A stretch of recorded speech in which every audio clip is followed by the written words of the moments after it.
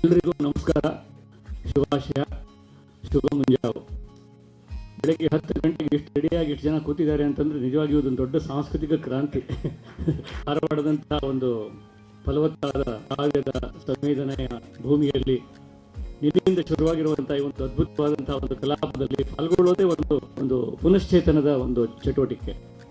ಹೀಗಾಗಿ ಗಿರಡ್ಡಿ ಸರ್ಗೆ ಮತ್ತು ಅವರ ಜೊತೆಗೆ, ಅವರ ಹಿಂದೆ, ಅವರ ಮುಂದೆ, ಅವರ ಮೇಲೆ, ಕೆಳಗೆ ಇರುವಂಥ ಎಲ್ಲರಿಗೂ ನನ್ನ ಅಭಿನಂದನೆಗಳನ್ನು ಮತ್ತು ಕೃತಜ್ಞತೆಗಳನ್ನು ಮತ್ತೆ ಹೇಳ್ತೀನಿ. ನಾನು ನಮಸ್ಕಾರ. ಶುಭ ವಾರ್ತೆ ಅಂತಂದರೆ 4 ಜನರಲ್ಲಿ ಇಬ್ಬರೇ ಬಂದಿದ್ದಾರೆ. ನಾಗಾಭರಣ ಮತ್ತು ನಾಗತಿಹಳ್ಳಿ ಅವರು ಇಲ್ಲ. ಹೀಗಾಗಿ ಸೀತಾರಾಮ್ ಮತ್ತು ಗಿರೀಶ್ ಅವರ ಜೊತೆಗೇನೆ ನಮ್ಮ ಮಾತು. ಸಿನಿಮಾ ಬಗ್ಗೆ ಏನು ಮಾತಾಡಿದ್ರು ಅದಕ್ಕೊಂದು ರೀತಿ ಆಕರ್ಷಣೆ ಇರ್ತದೆ.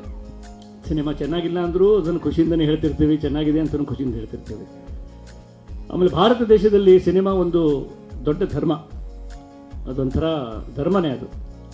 ನಾವು ತಂಗಿ ಮದುವೆ ಆದ ಹೊರತು ಅಣ್ಣ ಮದುವೆ ಆಗಬಾರ್ದು, ಕುರುಡರನ್ನು ರಸ್ತೆ ದಾಟಿಸಬೇಕು, ಇಂಥದ್ದನ್ನೆಲ್ಲ ಜೀವನದ ತತ್ವಗಳನ್ನು ಕಲಿತಿದ್ದು ಯಾವ ಧರ್ಮ ಗ್ರಂಥಗಳಿಂದಲ್ಲ, ರಾಜ್ಕುಮಾರ್ ಸಿನಿಮಾ ನೋಡ್ಕೊಂಡು ಕಲಿತಿದ್ದು.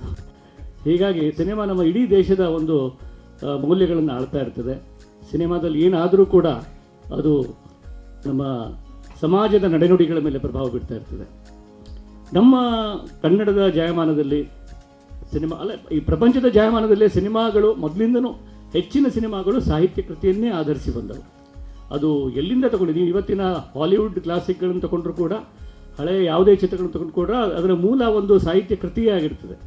ಆದರೆ ಯಾಕೋ ನಮ್ಮ ದೇಶದಲ್ಲಿ ನಮ್ಮ ಮುಖ್ಯಧಾರೆಯ ವಾಣಿಜ್ಯ ಸಿನಿಮಾ ಮಾತ್ರ ಈ ಸಾಹಿತ್ಯಾಧಾರಿತ ಕೃತಿಗಳನ್ನು ಬಿಟ್ಟು ತಾನೇ ಕಥೆಯನ್ನು ಹೊಸೆಯೋಕೆ ಅಥವಾ ಹೆಣೆಯೋಕೆ ಶುರು ಮಾಡಿತು. ಅಲ್ಲೇ ಅದರ ಒಂದಿಷ್ಟು ತನಗೆ ತಾನು ಒಂದು ಖಡ್ಡವನ್ನು ತೋಡ್ಕೊಳ್ತು ಅಂತ ನಾನು ಅಂದ್ಕೊಳ್ತೇನೆ. ಆದರೆ ಸತ್ಯಜಿತ್ರೆಯಿಂದ ಹಿಡಿದು ನಮ್ಮ ಗಿರೀಶ್ ಕಾಸರವಳ್ಳಿ, ನೀವು ಯಾರನ್ನು ತಗೊಳ್ಳಿ, ಶ್ಯಾಮ್ ಬೆನಿಗಲ್ ತಗೊಳ್ಳಿ, ಅರವಿಂದನ್ ತಗೊಳ್ಳಿ, ಅಥವಾ ಪ್ರಪಂಚದ ಖ್ಯಾತನಾಮರನ್ನೇ ತಗೊಳ್ಳಿ, ಆ ಲಿಸ್ಟ್ ಮಾಡೋಕ್ಕೆ ನಾನು ಹೋಗೋದಿಲ್ಲ. ಎಲ್ಲವೂ ಸಾಹಿತ್ಯ ಕೃತಿಯಿಂದ ಪ್ರೇರಣೆ ಪಡೆದು ಸಾಹಿತ್ಯ ಕೃತಿಯಿಂದ ಚಲನಚಿತ್ರವಾದಂಥವೇ ನಮಗೆ ಸಿಗ್ತವೆ. ಅದು E.T. ಇರ್ಬೋದು, ಸ್ಟಾರ್ ಟ್ರೆಕ್ಕೇ ಇರಬಹುದು, ಯಾವುದೇ ತಗೊಂಡಿದ್ದೀನಿ, ಲಾರೆನ್ಸ್ ಆಫ್ ಅರೇಬಿಯಾ ಇರ್ಬೋದು, ಅದೆಲ್ಲ ಸಾಹಿತ್ಯ ಕೃತಿಯಿಂದನೇ ಬಂದಿದ್ದು. ಇಲ್ಲಿ ಮುಖ್ಯ ಏನು ಅಂದರೆ ಸಾಹಿತ್ಯ ಕೃತಿಯಿಂದ ಸಿನಿಮಾಕ್ಕೆ ಬಂದಾಗ ಇದು ಒಂದು, ಈಗ ನಾವು ಮಾತಾಡ್ತಾ ಇರೋ ವಿಷಯ ಇದು. ಸಾಹಿತ್ಯ ಕೃತಿಯಿಂದ ಸಿನಿಮಾಕ್ಕೆ ಬಂದಾಗ ನಿರ್ದೇಶಕನಾದವನು ಸಾಹಿತ್ಯ ಕೃತಿಯನ್ನು ಸಿನಿಮಾಕ್ಕೆ ಮಾಡಬೇಕೆಂದು ಹೊರಡ್ತಾನೋ ಅಥವಾ ತಾನು ಸಿನಿಮಾದಲ್ಲಿ ತನ್ನ ಕಾಣಿಕೆಯನ್ನು, ತನ್ನ ಅನುಭವವನ್ನು, ತನ್ನ ದರ್ಶನವನ್ನು, ತನ್ನ ವ್ಯಾಕರಣದ ಮೂಲಕ ಕೊಡೋದಕ್ಕೆ ತಕ್ಕುದಾದಂಥ ಒಂದು ಸಾಮಗ್ರಿ ಈ ಸಾಹಿತ್ಯದಲ್ಲಿ ಸಿಕ್ಕಿದೆ ಅಂತ ಅದನ್ನು ಹುಡ್ಕೊಂಡು ಹೋಗ್ತಾನೋ, ಇಂಥ ಪ್ರಶ್ನೆಗಳನ್ನು ಇಲ್ಲಿ ಗಿರಡ್ಡಿಯವರು ಕೊಟ್ಟಿರುವಂಥ ಸೂಚನಾ ಪತ್ರ ಹೇಳಿದೆ. ಸೊ ಮೊದಲಿಗೆ ನಾನು ಗಿರೀಶ್ ಕಾಸರವಳ್ಳಿ ಅವರನ್ನು ಕೇಳ್ತೇನೆ. ಯಾಕಂದರೆ ಕಾಸರವಳ್ಳಿಯವರು ಮೊದಲ ಘಟಶ್ರಾದ್ದದಿಂದ ಹಿಡಿದು ನಿನ್ನೆಯ ಕೂರ್ಮಾವತಾರದ ತನಕ ಬಹುಶಃ ಅವರ ಎಲ್ಲ ಕೃತಿಗಳು ಕೂಡ ಸಾಹಿತ್ಯ ಕೃತಿಯನ್ನು, ಒಂದು ಕಥೆಯನ್ನು ಆಧರಿಸಿದ್ದು ಅಥವಾ ಕಾದಂಬರಿಗಳನ್ನು ಆಧರಿಸಿದ್ದು. ಕನ್ನಡದ ಎಲ್ಲ ಕಥೆಗಾರರು ಮತ್ತು ಅನಂತಮೂರ್ತಿಯಿಂದ ಹಿಡಿದು ತೇಜಸ್ವಿ, ಯಶವಂತ್ ಚಿತ್ತಾಲ್, ಅಮರೇಶನ್ ಗುಡೋಣಿ, ವೀರಭದ್ರಪ್ಪ, ಕನ್ನಡದ ಯಾವುದೇ ಕಥನಕಾರರನ್ನು ತೆಗೆದುಕೊಳ್ಳಿ, ಅವರ ಕೃತಿಯನ್ನು ಆಧರಿಸಿ ಮಾಡಿದಂಥ ಕಳೆದ 3 ದಶಕಗಳ ಒಂದು ಬಾಡಿ ಆಫ್ ವರ್ಕ್ ಅದು ಗಿರೀಶ್ ಅವರದ್ದು. ಬಹುಶಃ ಸಾಹಿತ್ಯ ಕೃತಿಯಿಂದ ಸಿನಿಮಾಕ್ಕೆ ಮಾರ್ಪಾಟಿನ ಬಗ್ಗೆ ಮಾತಾಡಲು ಗಿರೀಶ್ ನಷ್ಟು ಅಧಿಕೃತವಾದ ಪ್ರತಿಭೆ ಬೇರೆ ಯಾರೂ ನಮ್ಮಲ್ಲಿಲ್ಲ. ಗಿರೀಶ್, ನಿಮ್ಮ ಪರಿಚಯ ಎಲ್ಲರಿಗೂ ಇದೆ, ನಾನು ಮತ್ತೆ ಮಾಡೋಕ್ಕೆ ಹೋಗೋದಿಲ್ಲ. ನೀವು ಒಂದು ಕೃತಿಯನ್ನು ಓದುವಾಗ, ಯಾವುದೇ ಒಂದು ಕೃತಿಯನ್ನು ಓದುವಾಗ ಓದುಗನಾಗಿ ಓದ್ತಿರೋ ಅಥವಾ ನಿರ್ದೇಶಕನಾಗಿ ಓದ್ತಿರೋ? ನಮಸ್ಕಾರ. ನಾನು ಮಾಡಿದ 14 ಸಿನಿಮಾಗಳಲ್ಲಿ 13 ಸಿನಿಮಾ ಕನ್ನಡ ಸಾಹಿತ್ಯ ಲೋಕದ ಬೇರೆ ಬೇರೆ ಇದರಿಂದ ಆರಿಸ್ಕೊಂಡಿದ್ದು. ಕೆಲವು ಕಾದಂಬರಿಗಳಾಗಿರ್ಬೋದು, ಕೆಲವು ಸಣ್ಣ ಕಥೆಗಳಾಗಿರ್ಬೋದು. ಒಂದು ಒಳ್ಳೆಯ ಸಿನಿಮಾ ಮಾಡೋದಕ್ಕೆ ಸಾಹಿತ್ಯವೇ ಮೂಲ ಆಗಬೇಕು ಅನ್ನೋ ಮಾತನ್ನು ನಾನು ಒಪ್ಪೋದಿಲ್ಲ. ಯಾಕಂದರೆ ನಮ್ಮ ಹೆಸರು ಅಡೂರು ಗೋಪಾಲಕೃಷ್ಣನ್, ಬುದ್ಧದೇವ್ ದಾಸ್ ಗುಪ್ತಾ ಅಂತ ಮೇರು ಪ್ರತಿಭೆಗಳು ಇವೆ, ಋತ್ವಿಕ್ ಘಟಕ ಅಂತ ಮೇರು ಪ್ರತಿಭೆಗಳು ಇವೆ. ಆದರೆ ಅದು ಇವತ್ತಿನ ಸಂವಾದಕ್ಕೆ ಅಪ್ರಸ್ತುತ. ಈ ಅಡಾಪ್ಟೇಷನ್ ಬಗ್ಗೆನೇ ಮಾತನಾಡೋದಾದರೆ, ಸಾಹಿತ್ಯ ಕೃತಿಯನ್ನು ಸಿನಿಮಾಕ್ಕೆ ಹೊಂದಿಸುವಾಗ 2 ತರಹದ ಮಾರ್ಗಗಳನ್ನು ನಾವು ಅನುಸರಿಸ್ತೇವೆ ಅಂತ ನನ್ನ ನಂಬಿಕೆ. ಒಂದು ಮಾರ್ಗದಲ್ಲಿ ಸಾಹಿತ್ಯ ಕೃತಿಯೇ ಅಂತಿಮ ಅಂತ ತಿಳ್ಕೊಂಡು ಅದಕ್ಕೊಂದು ದೃಶ್ಯ ರೂಪವನ್ನು ಕೊಡುವ ನಿಟ್ಟಿನಲ್ಲಿ ನಿರ್ದೇಶಕ ಕಾರ್ಯೋನ್ಮುಖನಾಗ್ತಾನೆ. ಅಂತಂದರೆ ಅವನ ಇಡೀ ಪ್ರಯತ್ನ ಏನಿರುತ್ತೆ ಅಂತಂದ್ರೆ ಆ ಬರಹದಲ್ಲಿರುವ ಒಂದು ಕಥೆಗೆ ದೃಶ್ಯ ರೂಪವನ್ನು ಕೊಡಬೇಕು ಅಂತ. ಇಲ್ಲಿ ಮುಂಚೆನೇ ಹೇಳಿದಾಗೆ ಅದು ಕಥೆಯೇ ಅಂತಿಮವಾಗಿರುತ್ತೆ ಅವನಿಗೆ. ಅಂಥ ಒಂದು ಅಡಾಪ್ಟೇಷನ್ ಫಾಲೋ ಮಾಡಿದಾಗ ಅವನು ಆ ಮೂಲ ಲೇಖಕನ ವಿಷನ್ನಿಗೆ, ಮೂಲ ಲೇಖಕನ ಎಲ್ಲ ರೀತಿಯ ಬದುಕನ್ನು ನೋಡುವ ಕ್ರಮಕ್ಕೆ ಸ್ವಲ್ಪ ನಿಷ್ಠನಾಗ್ತಾ ಹೋಗ್ತಾನೆ. ಇನ್ನೊಂದು ರೀತಿಯ ಅಡಾಪ್ಟೇಷನ್ ಇದೆ. ಅಲ್ಲಿ ಆ ಮೂಲ ಕಥೆ ಏನಿದೆ ಅದು ಕೇವಲ ಸಾಮಗ್ರಿ, ಅದರನ್ನು ಒಂದು ಬೇಸಾಗಿಟ್ಕೊಂಡು ಒಂದು ಹೊಸ ಕಥೆಯನ್ನು ಕಟ್ತಾ ಇರ್ತಾನೆ. ಇದು ಎರಡು ಕಾರಣಗಳಿಗೆ ಬಹಳ ಆಕರ್ಷಕ. ಒಂದು ಯಾಕೆ ಅಂತಂದರೆ ಅವನು ಮೂಲ ಕೃತಿಯೊಂದಿಗೆ ಒಂದು ಸಂವಾದವನ್ನು ನಡೆಸ್ತಾ ಇರ್ತಾನೆ. ಹಾಗಾಗಿ ಆ ಸಂವಾದ, ಮೂಲ ಕೃತಿ ಮತ್ತು ಆ ಸಂವಾದ ಎರಡು ಕಾರಣಗಳಿಗಾಗಿ ಮುಖ್ಯವಾಗ್ತಾ ಹೋಗುತ್ತೆ. ಅವನು ಮೂಲ ಕೃತಿ ಜೊತೆಗೆ ಯಾವ ರೀತಿಯಲ್ಲಿ ಸಂವಾದ ಮಾಡ್ತಾ ಇದ್ದಾನೆ, ಯಾವ ರೀತಿಯಲ್ಲಿ ಅನುಸಂಧಾನ ಮಾಡ್ತಾ ಇದ್ದಾನೆ ಮತ್ತು ಅದಕ್ಕೆ ಹೇಗೆ ಪ್ರತಿಕ್ರಿಯೆ ನೀಡ್ತಾ ಹೋಗ್ತಾನೆ ಅಂತ.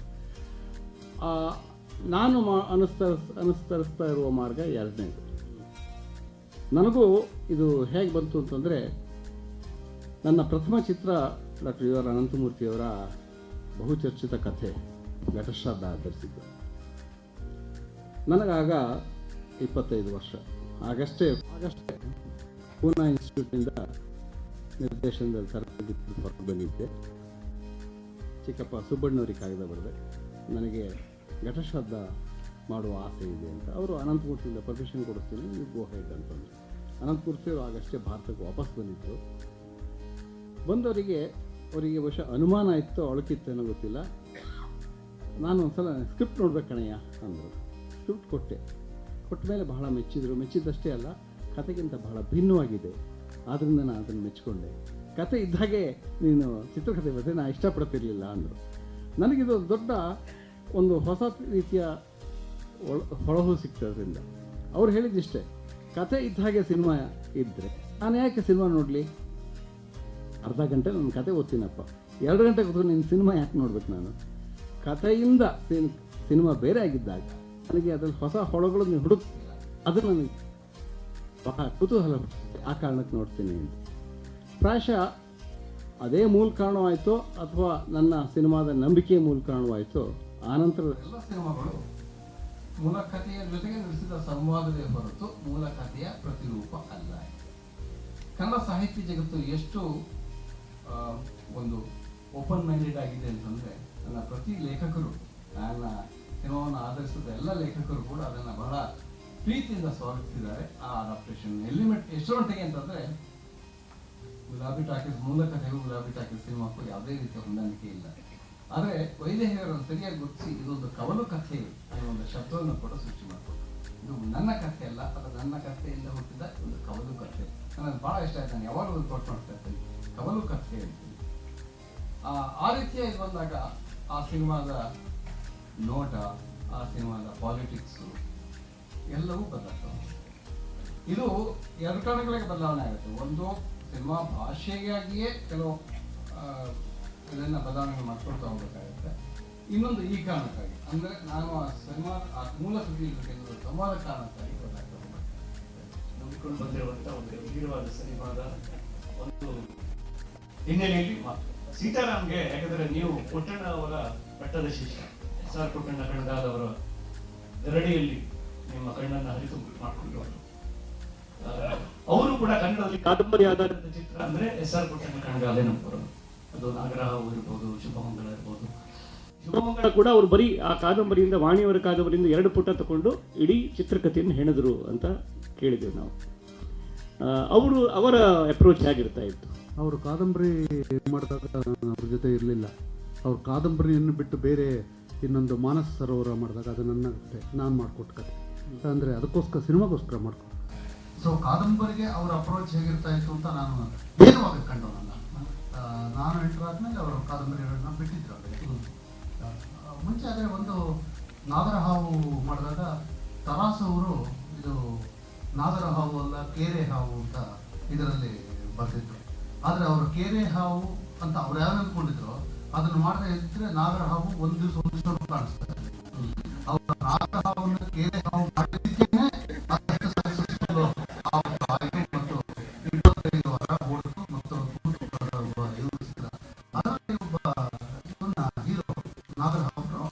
ರಾಮಾಚಾರಿ ಇದ್ದ, ಇವರು ಸ್ವಲ್ಪ ಗ್ಲಾಮರೈಸ್ ಮಾಡಿದ್ರು.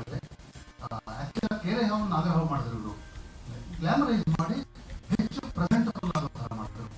ಆಮೇಲೆ ಎಮೋಷನಲ್ ಅಲ್ಲಿ ಎಲ್ಲೋ ಒಂದು ಕಾದಂಬರಿಯಲ್ಲಿ ಅಲ್ಲೇನೋ ಒಂದು ಚುಡಾಯಿಸಿದವನಿಗೆ ಇವನು ಹೊಡೆದನು ಅಂತ ಬಂದಿರುತ್ತೆ. ಅದಕ್ಕೆ ಒಂದು ಬಿಲ್ಡಪ್ ಕೊಟ್ಟು ಎಲ್ಲ ಕೊಟ್ಟು ಅದು ಜನಪ್ರಿಯವಾಗುವ ಹಾಗೆ, ಅದು ಹೆಚ್ಚು ರಂಜಿಸೋ ಹಾಗೆ, ವಿಷಯವನ್ನು ಮಾತ್ರ ಹೇಳಿದೆ, ಕಥೆಯನ್ನು ಮಾತ್ರ ಹೇಳಿದೆ, ಹೆಚ್ಚು ರಂಜಿಸಿ ಹೆಚ್ಚು ಜನಕ್ಕೆ ಕೊಡೋ ಹಾಗೆ ಮಾಡಿ ನಾಗರ ಹಾವನ್ನ ಕೇರೆ ಹಾವು ಮಾಡಿ ಹೆಚ್ಚು ಜನಪ್ರಿಯಗೊಳಿಸಿದ್ರು. ಅದು ನನ್ನ ಹತ್ತಿರ ಇರುವಂಥ, ನನಗೆ ಗೊತ್ತಿರುವಂಥ ಅವರೇ ನಿರ್ವಹಿಸಿದ್ರು. ಅದು ಬಿಟ್ಟು ನನಗೆ ಪುಟ್ಟಣ್ಣ ಕಣಗಾಲ್ ಅವರ ಒಟ್ಟಿಗೆ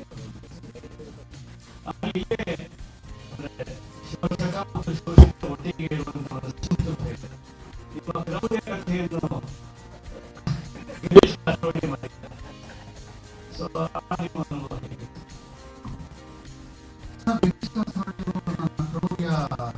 ನಾನು ಎಲ್ಲ ಕಥೆಗಳಿದೆಯಾ, ನಾನು ಕೆಲವು ಕಥೆಗಳು ಕೊಟ್ಟೆ, ಕೊಟ್ಟೆ, ಕಥೆಗಳನ್ನ ಅವ್ರು ಓದೋದು ಕೊಟ್ಟೆ. ಆಮೇಲೆ ಒಂದು ದಿವಸ ಫೋನ್ ಮಾಡಿ ನಾನು ಕ್ರೌರ್ಯ ಮಾಡ್ತಾ ಇದ್ದೀನಿ, ದಿವಾಕರ್ ಅವ್ರದ್ದೊಂದು ಕ್ರೌರ್ಯ ಚೆನ್ನಾಗಿದೆ ಮಾಡಿ ಅಂತ. ದಿವಾಕರ್ ಅವ್ರದ್ದೆಲ್ಲ ನಿಮಗೆ ಕ್ರೌರ್ಯ ಮಾಡ್ತಾ ಇದ್ದೀನಿ, ನಿಮಗೆ ಕ್ರೌರ್ಯ ಮಾಡ್ತಾ ಇದ್ದೀನಿ ಮಾಡಿ ಸರ್. ಗಿರೀಶ್ ಕಾಸರವಳ್ಳಿ ಮಾಡ್ತಾರೆ ಅಂದರೆ ಅಲ್ಲ, ಅದ್ರ ಬಗ್ಗೆ ಮಾತಿನೇನಾದರೂ ಏನಿಲ್ಲ, ನಾನೇ ಸ್ಕ್ರಿಪ್ಟ್ ಮಾಡ್ತೀನಿ ಮಾಡಿ, ನೀವು ಸಂಭಾಷಣೆ ಬರೀತೀರಾ ಅಂದರು. ಇಲ್ಲ ಅಂದರೆ ನನಗೆ ಆ ಥರದ ಇದಕ್ಕೆ ಬರೆಯೋಕ್ಕೆ ಸಾಧ್ಯ ಇಲ್ಲ, ಸಂಭಾಷಣೆ ಬರೆಯೋಕ್ಕೆ. ನಾನು ಬರ್ಕೊಂಡ್ರೆ ಯಾಕೆ ಎಲ್ಲಾದರೂ ಬರ್ಸಿದ್ರೆ ಇಲ್ಲ ಇಲ್ಲ ಅಷ್ಟೇ. ಅದಾದಮೇಲೆ ನಾನು ಚಿತ್ರ ನೋಡಿದ್ದೆ.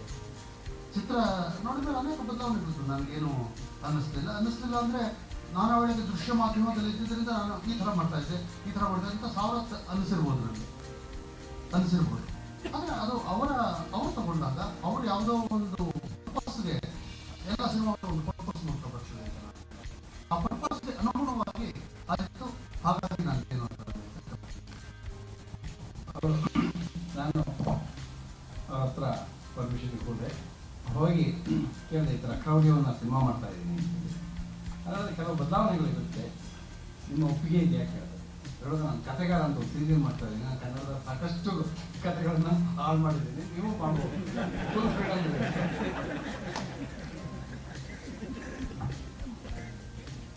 ಆಮೇಲೆ ಈ ಚಿತ್ರಗಳಿಗೆ ಈ ನೀವು 13 ಕಥೆಗಳನ್ನ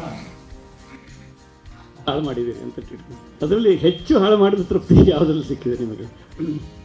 ನನ್ನ ಅನೇಕ ಗೆಳೆಯರ ಪ್ರಕಾರ ನನ್ನ ಶ್ರೇಷ್ಠ ಸಿನಿಮಾ ಘಟಶ್ರಾದ್ದ ಅಂತೇಳಿ. ಆದರೆ ನನಗೆ ನನ್ನ ನಂತರದ ಸಿನಿಮಾಗಳು ಹೆಚ್ಚು ಕಾಂಪ್ಲೆಕ್ಸ್ ಮತ್ತು ಬಹಳ ಭಿನ್ನ ಕಾಲಗಳಿಗೆ ನನಗೆ ಖುಷಿ ಕೊಟ್ಟ ಸಿನಿಮಾಗಳು. ಮುಖ್ಯವಾಗಿ ತಾಯಿ ಸಾಹೇಬ, ಅದು ಪೂರ್ಣವಾಗಿ ಕಥೆಯನ್ನು ಕೆಡಿಸಿದ್ದು. ಯಾಕೆಂತಂದ್ರೆ ರಂಶಾ ಅವರು ಸಿನಿಮಾ ನೋಡಿದ ಮೇಲೆ ಭಾಳ ಸಂತೋಷಪಟ್ಟು ಹೇಳಿದ್ರು, ತುಂಬ ಚೆನ್ನಾಗಿದೆ ಸಿನಿಮಾ, ನನ್ನ ಕಾದಂಬರಿಯಿಂದ ನೀವು ಟೈಟ್ಲ್ ಮಾತ್ರ ತಗೊಂಡಿದ್ದೀರ, ಭಾಳ ಸಂತೋಷ.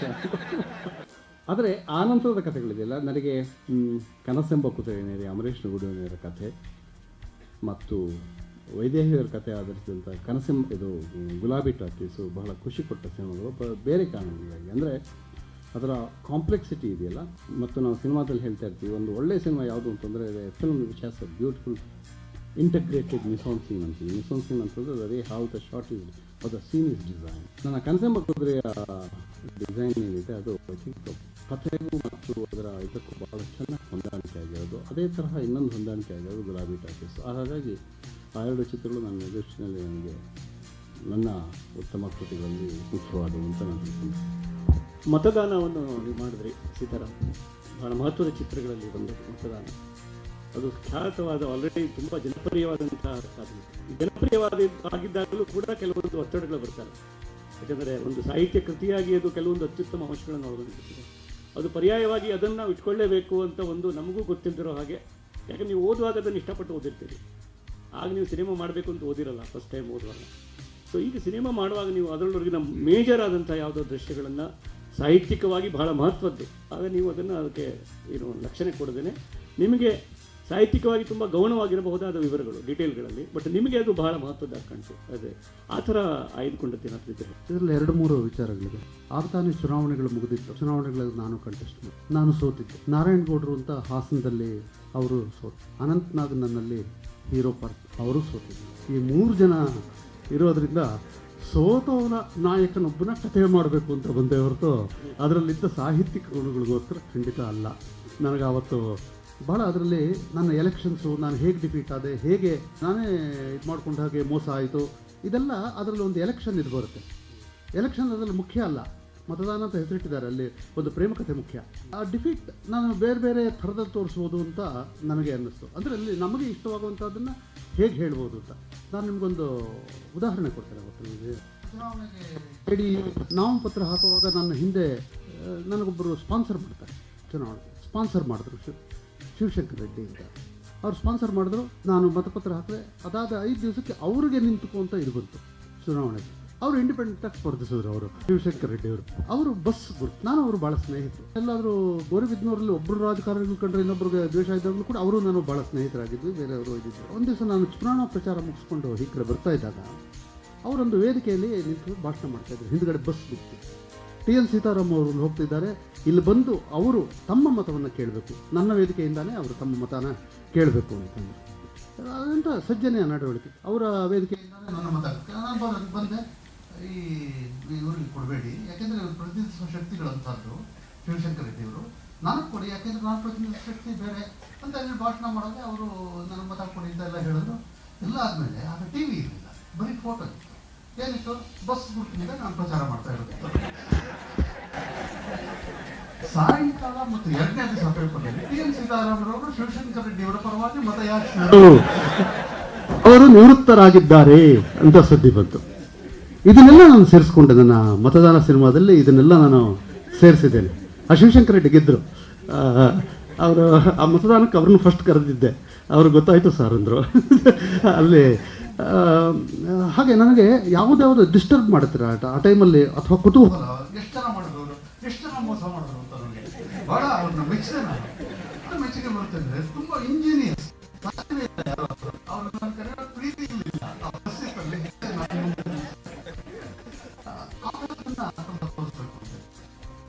ಭೈರಪ್ಪನವರು ಕಷ್ಟ ಕೊಡೋದು ಇದನ್ನ ಪ್ರೊಡ್ಯೂಸರ್.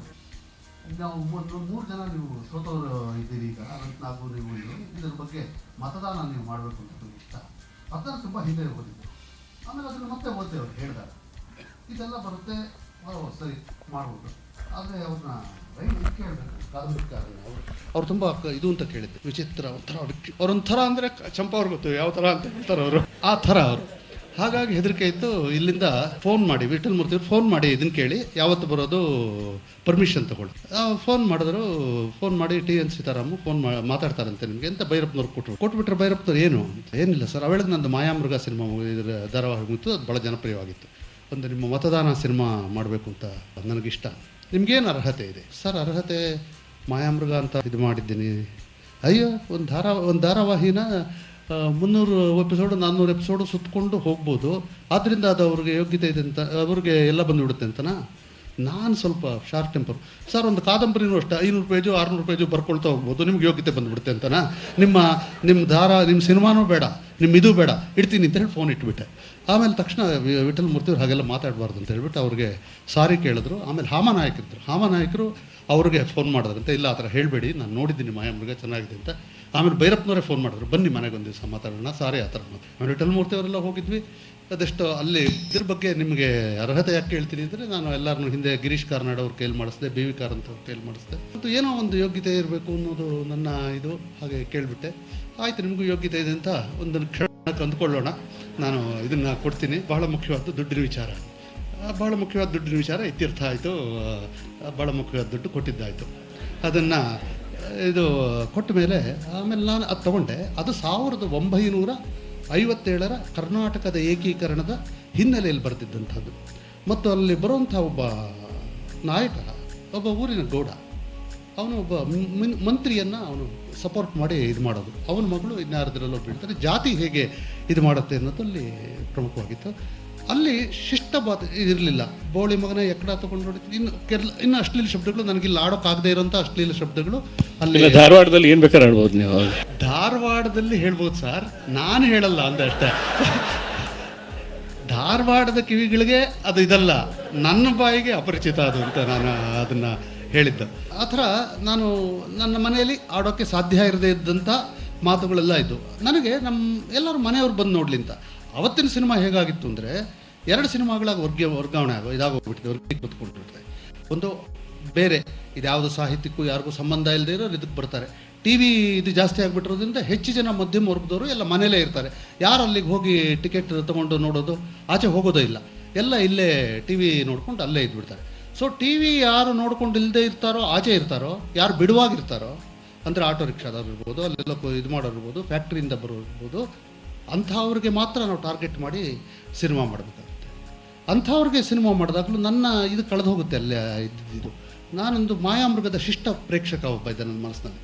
ಹಾಗಾಗಿ ಆ ನಾಯಕನ್ನ ಸ್ವಲ್ಪ ಶಿಕ್ಷಿತ ಅವರು ಇದರಲ್ಲಿದ್ದರು, ಹಾಸನದ ಆ ಕಡೆ ತುಮಕೂರು ಹಾಸನಕ್ಕೂ ಮಧ್ಯದಲ್ಲಿ ಕಥೆಯಲ್ಲಿ ತೀರ್ಥಹಳ್ಳಿಗೆ ತೊಗೊಂಡು ಬಂದೆ. ತೀರ್ಥಹಳ್ಳಿಗೆ ತೊಗೊಂಡು ಬಂದ ತಕ್ಷಣ ಒಂಥರ ಗೌಡ್ರು ಒಂಥರ ಇದಾಗಿರ್ತಾರೆ, ಸುಸಂಸ್ಕೃತವಾಗಿ ಮಾತಾಡೋದು, ಅವರು ಇದು ಮಾತಾಡಲ್ಲ, ಈ ಧಾರವಾಡದ ಥರ ಅಲ್ಲ, ಅವ್ರು ಏನಂದರೆ ಅದು ಮಾತಾಡಲ್ಲ, ಅವರೊಂದು ಇದರಲ್ಲಿರ್ತಾರೆ. ಇದರ ಇಟ್ಕೊಂಡು ಅವಾಗ ನನ್ನ ಆಡಿಯನ್ಸ್ಗೆ ಹತ್ತಿರ ಆಗುತ್ತೆ ಅಂತ ನನ್ನ ಅಭಿಪ್ರಾಯ. ಒಂದು ಕ್ಯಾಲ್ಕುಲೇಷನ್ ಇರುತ್ತೆ, ನನಗೆ ಟಾರ್ಗೆಟ್ ಆಡಿಯನ್ಸ್ ಇರ್ತಾರೆ. ಆ ಟಾರ್ಗೆಟ್ ಆಡಿಯನ್ಸ್ಗೆ ನಾನು ಪ್ಲೇ ಮಾಡ್ತೀನಿ. ನಾನು ಏನು ಹೇಳಬೇಕು ಅಂತ ಇರ್ತೀನಿ, ಅವರಷ್ಟು ಜನಕ್ಕೆ ತಲುಪಬೇಕು ಅನ್ನೋದು ನನ್ನ ಮನಸ್ಸಿನಲ್ಲಿರುತ್ತೆ. ನನ್ನ ಟಾರ್ಗೆಟ್ ಆಡಿಯನ್ಸ್ ಯಾರು ಬರ್ತಾರೆ ಅವ್ರಿಗೆ ನಾನು ಸಿನಿಮಾ ಮಾಡಬೇಕು, ಅವ್ರಿಗೆ ಹೆಚ್ಚು ಪ್ರಿಯವಾಗಬೇಕು ಅನ್ನೋದ್ರ ಮೂಲಕ ಅದನ್ನು 1971 ದೇವರಾಜ ಅರಸು ಇದಕ್ಕೆ ನಾನು ಅದನ್ನು ಸಮೀಕರಿಸ್ಕೊಂಡ್ಬಿಟ್ಟೆ. ಕರ್ನಾಟಕೀಕರಣದ ದೇವರಾಜ ಅರಸುವಿನ ಆವತ್ತಿನ ಭೂಮಾಲೀಕರ ಇದಕ್ಕೆ ತಗೊಂಡು ಅಲ್ಲಿ ಅಲ್ಲ, ಇಲ್ಲಿ ಒಂದು ಪ್ರಶ್ನೆ, ಈ ನಿಮ್ಮಿಬ್ಬರಿಗೂ ಸೇರಿ ಅದು ಈ ರೀತಿ ಒಂದು ರೀತಿ ಕ್ರಿಯೇಟಿವ್ ಸ್ವಾತಂತ್ರ್ಯ ಅಂತ ತಗೊಂಡ್ಬಿಡ್ತೀವಲ್ಲ, ಆ ಸ್ವಾತಂತ್ರ್ಯನೇ ಒಂದ್ಸಲ ಹೊರೆ ಆಗ್ಬಿಡುತ್ತೆ. ಅಂದರೆ ಅದನ್ನು ಎಲ್ಲಿ ನಿಲ್ಲಿಸ್ಬೇಕು ಅನ್ನೋದು ಗೊತ್ತಿರೋದಿಲ್ಲ. ಇಲ್ಲ, ಅದನ್ನು ಯಾವ ರೀತಿ ನಿಯಂತ್ರಣ ಮಾಡ್ತೀರಿ? ಮಾಡಿದೆ ಅಂದರೆ 3 hours ಇತ್ತು ಸಿನಿಮಾ, ಅದೇ ನಿಯಂತ್ರಣ. ಅದಕ್ಕಿಂತ ಆ 3 hours ಹೆಚ್ಚು ಸ್ವಾತಂತ್ರ್ಯ ತಗೊಳಕ್ಕಾಗ್ತಿರ್ಲಿಲ್ಲ. 3 hours ಅದನ್ನು ಮುಗಿಸ್ಬೇಕಾಗಿತ್ತು, 2.5 ಗಂಟೆಯಲ್ಲಿ ಮುಗಿಸಿದೆ. ಅವ್ರಿಗೆ ನಾನು ಬದಲಾಯಿಸ್ಕೊಳ್ತೀನಿ ಅಂತ ಕೇಳಿದೆ. ಒಂದು ಸಾರ್ತಿ ನಿಮಗೆ ಕೊಟ್ಬಿಟ್ಟ ಮೇಲೆ ನೀವು you are a creative person, ನಾವು ರೆಕಗ್ನೈಸ್ಡ್. ಹಾಗಾಗಿ ನಾನು ಬದಲಾವಣೆ, ನಿಮ್ಗೆ ಏನು ಬೇಕಾದರೂ ಬದಲಾವಣೆ ಮಾಡಿ. ತುಂಬ ಮೊದಲಿಗೂ ಇದಕ್ಕೂ ತುಂಬಾ ಬದಲಾವಣೆ ಇತ್ತು. ಅದು ಒಂದು ಸ್ಪಷ್ಟವಾದ ಒಂದು ಗೆರೆ ಬಿಟ್ಟರೆ ಮತದಾನ ಕಾದಂಬರಿಯಲ್ಲಿ ಇದ್ದಿದ್ದು ಯಾವುದು ಮತದಾನ ಸಿನಿಮಾ. ಆದರೆ ಅವರು ಅದನ್ನು ಬಹಳ ಮೆಚ್ಚಿಕೊಂಡ್ರು ಭೈರಪ್ಪನವರು. ಬಹಳ ಗಿರೀಶ್ ಕಾಸರವಳ್ಳಿಯವರಿಗೆ ಏನು ಅವರ ಲೇಖಕರು ಹೇಳಿದ್ರು ಹಾಗೆ ಅವರು ಕೂಡ ಇದನ್ನು ಮಾಡಿದ್ದು ಒಳ್ಳೆಯದಾಯಿತು. ಆಮೇಲೆ ನೀವು ಭೈರಪ್ಪನವರ ಪುನರ್ಜನ್ಮದ ನಾಯಿ ನೆರಳನ್ನ ಧಾರಾವಾಹಿಗೆ ಮಾಡಿದ್ರಿ, ಗೃಹಭಂಗ ಸಾರಿ. ಸೊ ನೀವು ಟೆಲಿವಿಷನ್ನಿಗೆ ಮಾಡುವಾಗ ಮತ್ತು ಸಿನಿಮಾಕ್ಕೆ ಮಾಡುವಾಗ ಸಾಹಿತ್ಯ ಕೃತಿ ನೀವು ಸಿನಿಮಾಕ್ಕೆ ತಗೊಳ್ತೀರಿ, ಮಾಡಿದ್ರಿ, ಟೆಲಿವಿಷನಿಗೂ ಮಾಡಿದ್ರಿ. ಬಹುಶಃ ಟೆಲಿವಿಷನ್ಗೆ ಮಾಡುವಾಗ ಲಿಟರರಿ ಟೆಕ್ಸ್ಟ್ಗೆ ಜಾಸ್ತಿ ಒತ್ತು ಕೊಡಬೇಕಾಗುವಂಥ ಅನಿವಾರ್ಯತೆ ಇದೆಯೋ, ಅಲ್ಲಿಯೂ ಕೂಡ ನಿಮಗೆ ಸಿನಿಮಾದಷ್ಟೇ ಒಂದು ಡಿವಿಯೇಷನ್ ಸಾಧ್ಯನಾ? ನಾನು ಇಷ್ಟಪಟ್ಟು ಮಾಡಿದ್ದ, ನನಗೆ ಧಾರಾವಾಹಿ ಮಾಡೋದಕ್ಕೆ ಇಷ್ಟನೇ ಇರಲಿ, ಧಾರಾವಾಹಿ ಮಾಡೋದಿಲ್ಲ ಅಂತಲೇ ಹೇಳ್ತಾ ಬರ್ತಿದ್ದೆ. ಆದರೆ ಏನಾಯಿತು ಅಂದರೆ ನಮ್ಮ ದ್ವೀಪ ಇನ್ನೇನು ಶುರುವಾಗಬೇಕು ಅನ್ನುವಾಗ, ಕೇವಲ 15 ದಿವಸ ಇದೆ ಅನ್ನುವಾಗ ರಾಜ್ಕುಮಾರ್ ಅವರ ಅಪಹರಣ ಆಗಿ ಆ ಸಿನಿಮಾ ಪ್ರಾಜೆಕ್ಟ್ ನಿಂತೋಯಿತು. ರಾಜ್ಕುಮಾರ್ ಅವರು ಬಿಡುಗಡೆ ಆಗುವವರಿಗೆ ಕನ್ನಡ ಚಿತ್ರೋದ್ಯಮ ಬಂದಾಗಿರುತ್ತೆ ಅಂತ ಹೇಳಿದಾಗ ನನಗೆ ಬೇರೆ ದಾರಿ ಕಾಣಲಿಲ್ಲ. ರಾಜ್ಕುಮಾರ್ ಬಿಡುಗಡೆ ಆಗೋಷ್ಟೊತ್ತಿಗೆ ಮಳೆಗಾಲ ಮುಗಿದೋಗಿತ್ತು. ಮತ್ತು ಆಗ ಸೌಂದರ್ಯವ್ರು ಬಂದು ಕೇಳಿದ್ರು, ಈಗೇನು ಮಾಡೋಣ ಅಂತ. ನಾನು ಹೇಳಿದೆ, ಈಗೇನು ಮಾಡೋಕ್ಕಾಗಲ್ಲ, ನೆಕ್ಸ್ಟ್ ಮಳೆಗಾಲದವರೆಗೆ ಕಾಯಬೇಕು ಅಂತ. ಆಗೊಂದು ಸಮಸ್ಯೆ ಏನಾಯಿತು ಅಂತಂದರೆ, ನನ್ನ ಇಡೀ ಯೂನಿಟ್ಟು ಅಂದರೆ ನನ್ನ ಅಸಿಸ್ಟೆಂಟ್ ಡೈರೆಕ್ಟರ್ಸು, ಕ್ಯಾಮ್ರಾಮನ್ ಎಲ್ಲರಿಗೂ ಬೇರೆ ಅಸೈನ್ಮೆಂಟ್ಸ್ ಇದನ್ನು ಕ್ಯಾನ್ಸಲ್ ಮಾಡಿಸಿ ನನ್ನ ಈ ಪ್ರಾಜೆಕ್ಟಿಗೆ ಯೋಚಿಸ್ಕೊಂಡಿದ್ನಲ್ಲ, ಅವರಿಗೆಲ್ಲ 1 ವರ್ಷ ಕಾಯಿಸೋದು ನನಗೆ ಸ್ವಲ್ಪ ನನ್ನ ಜವಾಬ್ದಾರಿ ಜಾಸ್ತಿ ಆಯಿತು. ನಾವು ಹೇಳಿದೆ, ಈಗ ಬೇಕಿದ್ದರೆ ಒಂದು ಸೀರಿಯಲ್ ಮಾಡ್ಬೋದೇನೋ ಅಂತಂದೆ. ಅದು ನಮ್ಮ ಪ್ರೊಡ್ಯೂಸರಿಂದಲೇ ಬಂದ ಸರಿ. ನಾನು ಹೇಳಿದೆ, ಗೃಹಭಂಗ ಆದ್ರೆ ಮಾಡ್ತೀನಿ, ಬೇರೆ ಆದ್ರೆ ಮಾಡೋದಿಲ್ಲ ಅಂತಂದೆ. ಯಾಕೆ ಕೇಳಿದೆ? ನಾನು ಹೇಳಿದೆ, ಒಂದು ಅದು ತುಂಬ ಘಟನಾ ಪ್ರಧಾನವಾದಂಥ ಕಾದಂಬರಿ ಮತ್ತು ನಾನು ಮೆಚ್ಚಿದ ಕಾದಂಬರಿಗಳಲ್ಲಿ ಒಂದು, ಅದನ್ನು ಮಾಡ್ತೀನಿ ಅಂತಂದೆ. ಭೈರಪ್ಪನವ್ರು ಹೋಗಿ ಕೇಳಿದಾಗ ಅವ್ರು ಹೇಳಿದಂತೆ, ನಾನು ಕಾಸರಳ್ಳಿಯಿಂದ ನನಗೆ ಚೆನ್ನಾಗಿ ಪರಿಚಯ ಇದೆ, ಅವ್ರಿಗೆ ಕೊಡ್ತೇನೆ ಅಂತ. ಹಾಗಾಗಿ ನನಗೆ ರೈಟ್ಸಿನ ಪ್ರಾಬ್ಲಮ್ ಆಗಲಿಲ್ಲ. ಮಾಡಿದ ಮೇಲಂತೂ ಅವ್ರು ತುಂಬಾ ಮೆಚ್ಕೊಂಡ್ರಷ್ಟೇ ಅಲ್ಲ, ಆಮೇಲೆ ನಾಯಿನೆರಳಿಗೆ ಹೋದಾಗ ನನಗೆ ಭಾಳ ಅಳುಕಿತ್ತು. ಯಾಕಂದರೆ ನಾನು ಪೂರ್ಣವಾಗಿ ಬದಲಾಯಿಸ್ಕೊಂಡಿದ್ದೆ. ಮೂಲ ಕಾದಂಬರಿ ಥರ ಇಲ್ಲವೇ ಇಲ್ಲ, ಮತ್ತು ಮೂಲ ಕಾದಂಬರಿ ಆಶಯಕ್ಕೆ ತದ್ವಿರುದ್ಧವಾದಂಥ ಆಶಯಗಳು ಸಿನಿಮಾ. ನಾನು ಭೈರಪ್ಪನ ಕೇಳಕ್ಕೆ ಹೋದಾಗ ಅವ್ರು ಅದನ್ನೇ ಹೇಳಿದ್ರು, ನಾಯಿನೆರಳು ಯಾಕೆ, ನಾನು ಒಳ್ಳೆ ಕಾದಂಬರಿ ಬರ್ತೀನಿ ತಗೊಳ್ಳಿ, ಇದು ನಾನು ಯಾವಾಗ ಹಿಂದೆ ಬರ್ತಿದ್ದು ಒಳ್ಳೇದಲ್ಲ ಅನ್ನೋ ಅರ್ಥಲ್ಲೇ ಹೇಳಿದ್ರು. ಇಲ್ಲ, ನಾನು ಬದಲಾವಣೆ ಮಾಡ್ಕೊಂಡಿದ್ದೀನಿ. ನೋಡಿದ್ಮೇಲೆ ಹೇಳಿದ್ರು, ನಾನು ಗೃಹಭಂಗ ಆದಮೇಲೆ ನಾನು ಮನೇಲಿ ಹೇಳಿಬಿಟ್ಟಿದ್ದೀನಿ, ಕಾಸರಲ್ಲಿ ಯಾವ ಬಂದು ಕೇಳಿದರೆ ಯಾವ ಕಾದಂಬರಿ ಬೇಕಾದ್ರೂ ಕೊಡಿ, ನನಗಷ್ಟು ನಂಬಿಕೆ ಇದೆ ಅಂತೇಳಿ. ನಾನು ಗೃಹಭಂಗದಲ್ಲಿ ಹೆಚ್ಚು ಬದಲಾವಣೆ ಮಾಡಿಕೊಳ್ಳುವ ಅಗತ್ಯ ಬೀಳಲೇ ಇಲ್ಲ, ಅಂತ್ಯ ಮಾತ್ರ ಬದಲಾವಣೆ ಮಾಡಿಕೊಂಡು. ಜೊತೆಗೆ ಅದೊಂದು ಮೆಗಾ ಧಾರಾವಾಹಿ ಏನಲ್ಲ, ವಾರಾಂತ್ಯದ ಧಾರಾವಾಹಿ. ಹಾಗಾಗಿ ನಾನು ನನಗೆ 80-83ಕ್ಕೂ ಮುಗಿಸುವ ಅಲ್ಲಿ ಮಾತ್ರ ಸಾಧ್ಯ ಆಗುತ್ತೆ ಅಂತ. ಚಾನಲ್ನವ್ರು ಹೇಳಿದ್ರು ಅದನ್ನು 100ಗೆ ಎಕ್ಸ್ಟೆಂಡ್ ಮಾಡಿ ಅಥವಾ 75ಗೆ ನಿಲ್ಲಿಸಿ. ಅದನ್ನು ನಂಬರ್ ಬಗ್ಗೆ ಭಾಳ ಫಿಕ್ಸೇಷನ್ ಇತ್ತು ಅವರಿಗೆ. 100ಗೆ ಎಕ್ಸ್ಟೆಂಡ್ ಮಾಡೋದು, ಇಲ್ಲದ್ರೆ 75ಕ್ಕೆ ಮುಗಿಸ್ಬೇಕು, 83ಕ್ಕೆಲ್ಲ ಮುಗ್ಸೋಕ್ಕಾಗಲ್ಲ ಅಂದರು. ನಾನು ಹಾಗಾದರೆ 75ಕ್ಕೆ ಮುಗಿಸ್ತೇನೆ ಅಂದೆ. ಅವ್ರು ನಕ್ಬಿಟ್ರು. ಎಲ್ಲರೂ ಜಾಸ್ತಿ ಕೊಡಿ ಅಂತಾರೆ, ನೀವು ಕಮ್ಮಿ ಕೊಡಿ ಸಾಕು. ನಂಗೆ ಅಷ್ಟರೊಳಗೆ ಈ ಧಾರಾವಾಹಿ ಭಾಳ ಹೊರೆಯಾಗೋಕ್ಕೆ ಶುರುವಾಗಿತ್ತು. ಯಾಕೆಂತಂದರೆ ಧಾರಾವಾಹಿಯ ಒತ್ತಡಗಳು ಬಹಳ ಜಾಸ್ತಿ. ನೀವು ಪ್ರತಿ ವಾರವೂ ಪ್ರತಿ ಕ್ಷಣವೂ ನಿಮ್ಗೆ ಅದರ ಫೀಡ್ಬ್ಯಾಕ್ ಬರ್ತಿರುತ್ತೆ. ಈ ಟ್ರ್ಯಾಕ್ ಇಷ್ಟ ಆಗಿದೆ, ಈ ಟ್ರ್ಯಾಕ್ ಇಷ್ಟ ಆಗಿಲ್ಲ. ಇಲ್ಲಿ ಏನಾಗುತ್ತೆ, ಇದೇನು ಒತ್ತಡ ಬರ್ತದೆ ಅಂತಂದರೆ ಯಾವುದೇ ಟ್ರ್ಯಾಕ್ ಜಾಸ್ತಿ ಪಾಪ್ಯುಲರ್ ಆಗುತ್ತೋ ಅದನ್ನು ಬೆಳೆಸ್ತಾ ಲಂಬಿಸುವ ಒಂದು ಇದು ಬರುತ್ತೆ. ನಾನು ಒಂದು ಕಾದಂಬರಿನ ಆಧರಿಸಿದ್ದರಿಂದ ಮತ್ತು ಅದಕ್ಕೆ ತುಂಬ ಡಿವಿಯೇಷನ್ಸನ್ನು ಮಾಡೋದಕ್ಕೆ ಇಷ್ಟ ಇಲ್ಲದೇ ಇರೋದ್ರಿಂದ ನಾನು ಮಾಡೋದು. ನಿಮ್ಗೆ ಗೊತ್ತಲ್ಲ ಈ ಟ್ರ್ಯಾಕ್ಗಳು ಹೇಗೆ ಅಂತಂದರೆ, ಸೀತಾರಾಮ್ ಅವರು ಕೋರ್ಟ್ ಸೀನ್ ಬಹಳ ಪಾಪ್ಯುಲರ್ ಮಾಡಿದ್ರಿಂದ ಧಾರಾವಾಹಿ ಇವರು ಚಾನಲ್ ಹೇಳ್ತಾರೆ ಎಲ್ಲ ಸೀನಲ್ಲಿ, ಎಲ್ಲ ಎಪಿಸೋಡಲ್ಲಿ, ಎಲ್ಲ ಧಾರಾವಾಹಿಗಳಲ್ಲೂ ಒಂದು ಕೋರ್ಟ್ ಸೀನ್ ಬರಬೇಕು ಅಂತ. ಕೆಲವು ಸೀರಿಯಲ್ಗಳು ಕೋರ್ಟ್ ಸೀನ್ ಹಾಕಿ ಹಾಳಾದವು, ಅದನ್ನು ಅರ್ಥ ಮಾಡ್ಕೊಳ್ಳಲ್ಲ.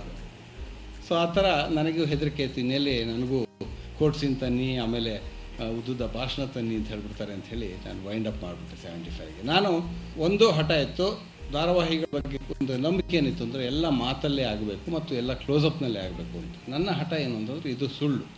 ಯಾಕಂದರೆ ಬರ್ಗ್ಮನ್ ಅಂತವರು ಸೀರಿಯಲ್ ಮಾಡಿದಾಗ, ಜಾನೋಸಿ ಅಂತವ್ರು ಸೀರಿಯಲ್ ಮಾಡಿದಾಗ ಈ ಯಾವ ಕಟ್ಟುನಿಟ್ಟುಗಳನ್ನು ಅವ್ರು ಫಾಲೋ ಮಾಡಿರಲಿಲ್ಲ, ಸಿನಿಮಾ ಮಾಡೋದಾಗೆ ಮಾಡಿದ್ರು. ನಾನು ಹೇಳಿದೆ ನಾನು ಹಾಗೆ ಮಾಡ್ತೇನೆ. ಎಲ್ಲ ಒಂದು ದಿವಸದಲ್ಲಿ 2 ಎಪಿಸೋಡು 3 ಎಪಿಸೋಡು ಮಾಡಿದರೆ ನಾನು 4 ದಿವಸಕ್ಕೆ ಒಂದು ಎಪಿಸೋಡ್ ಮಾಡ್ತಾಯಿದ್ದೆ ಕಂಫರ್ಟಬಲ್ ಆಗಿ.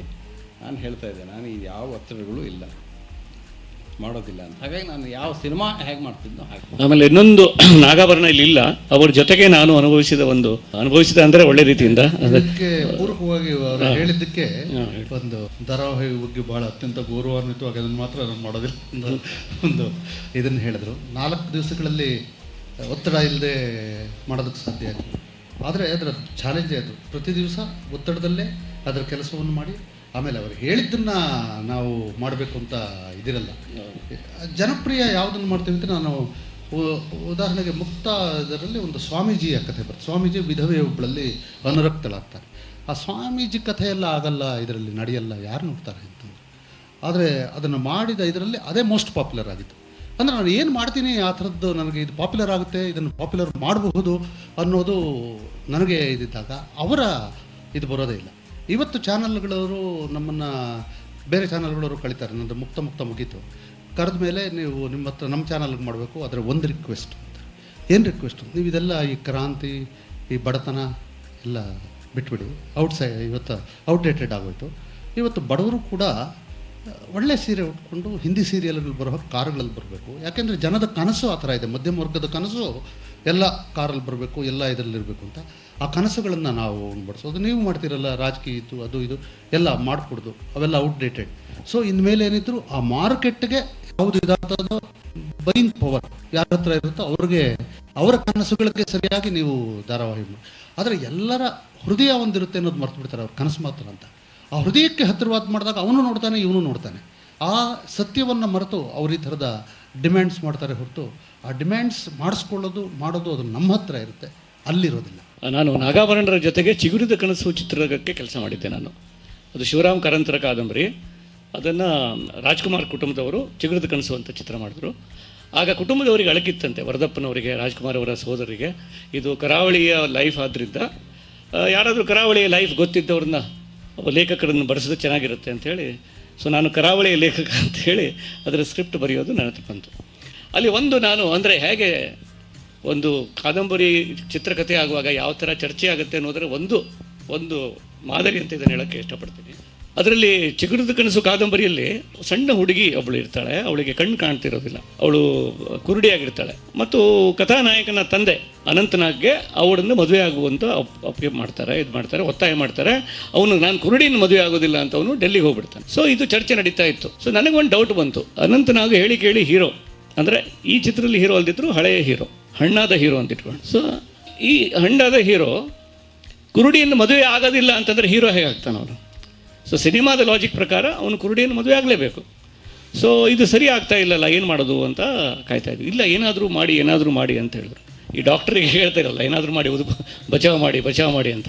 ಹೀಗಾಗಿ ಲೇಖಕರ ಮೇಲೆ ಈ ಥರ ಎಲ್ಲ ಒತ್ತಡ ಬಂದುಬಿಡ್ತು ಏನಾದರೂ ಮಾಡಿ ಅಂತ.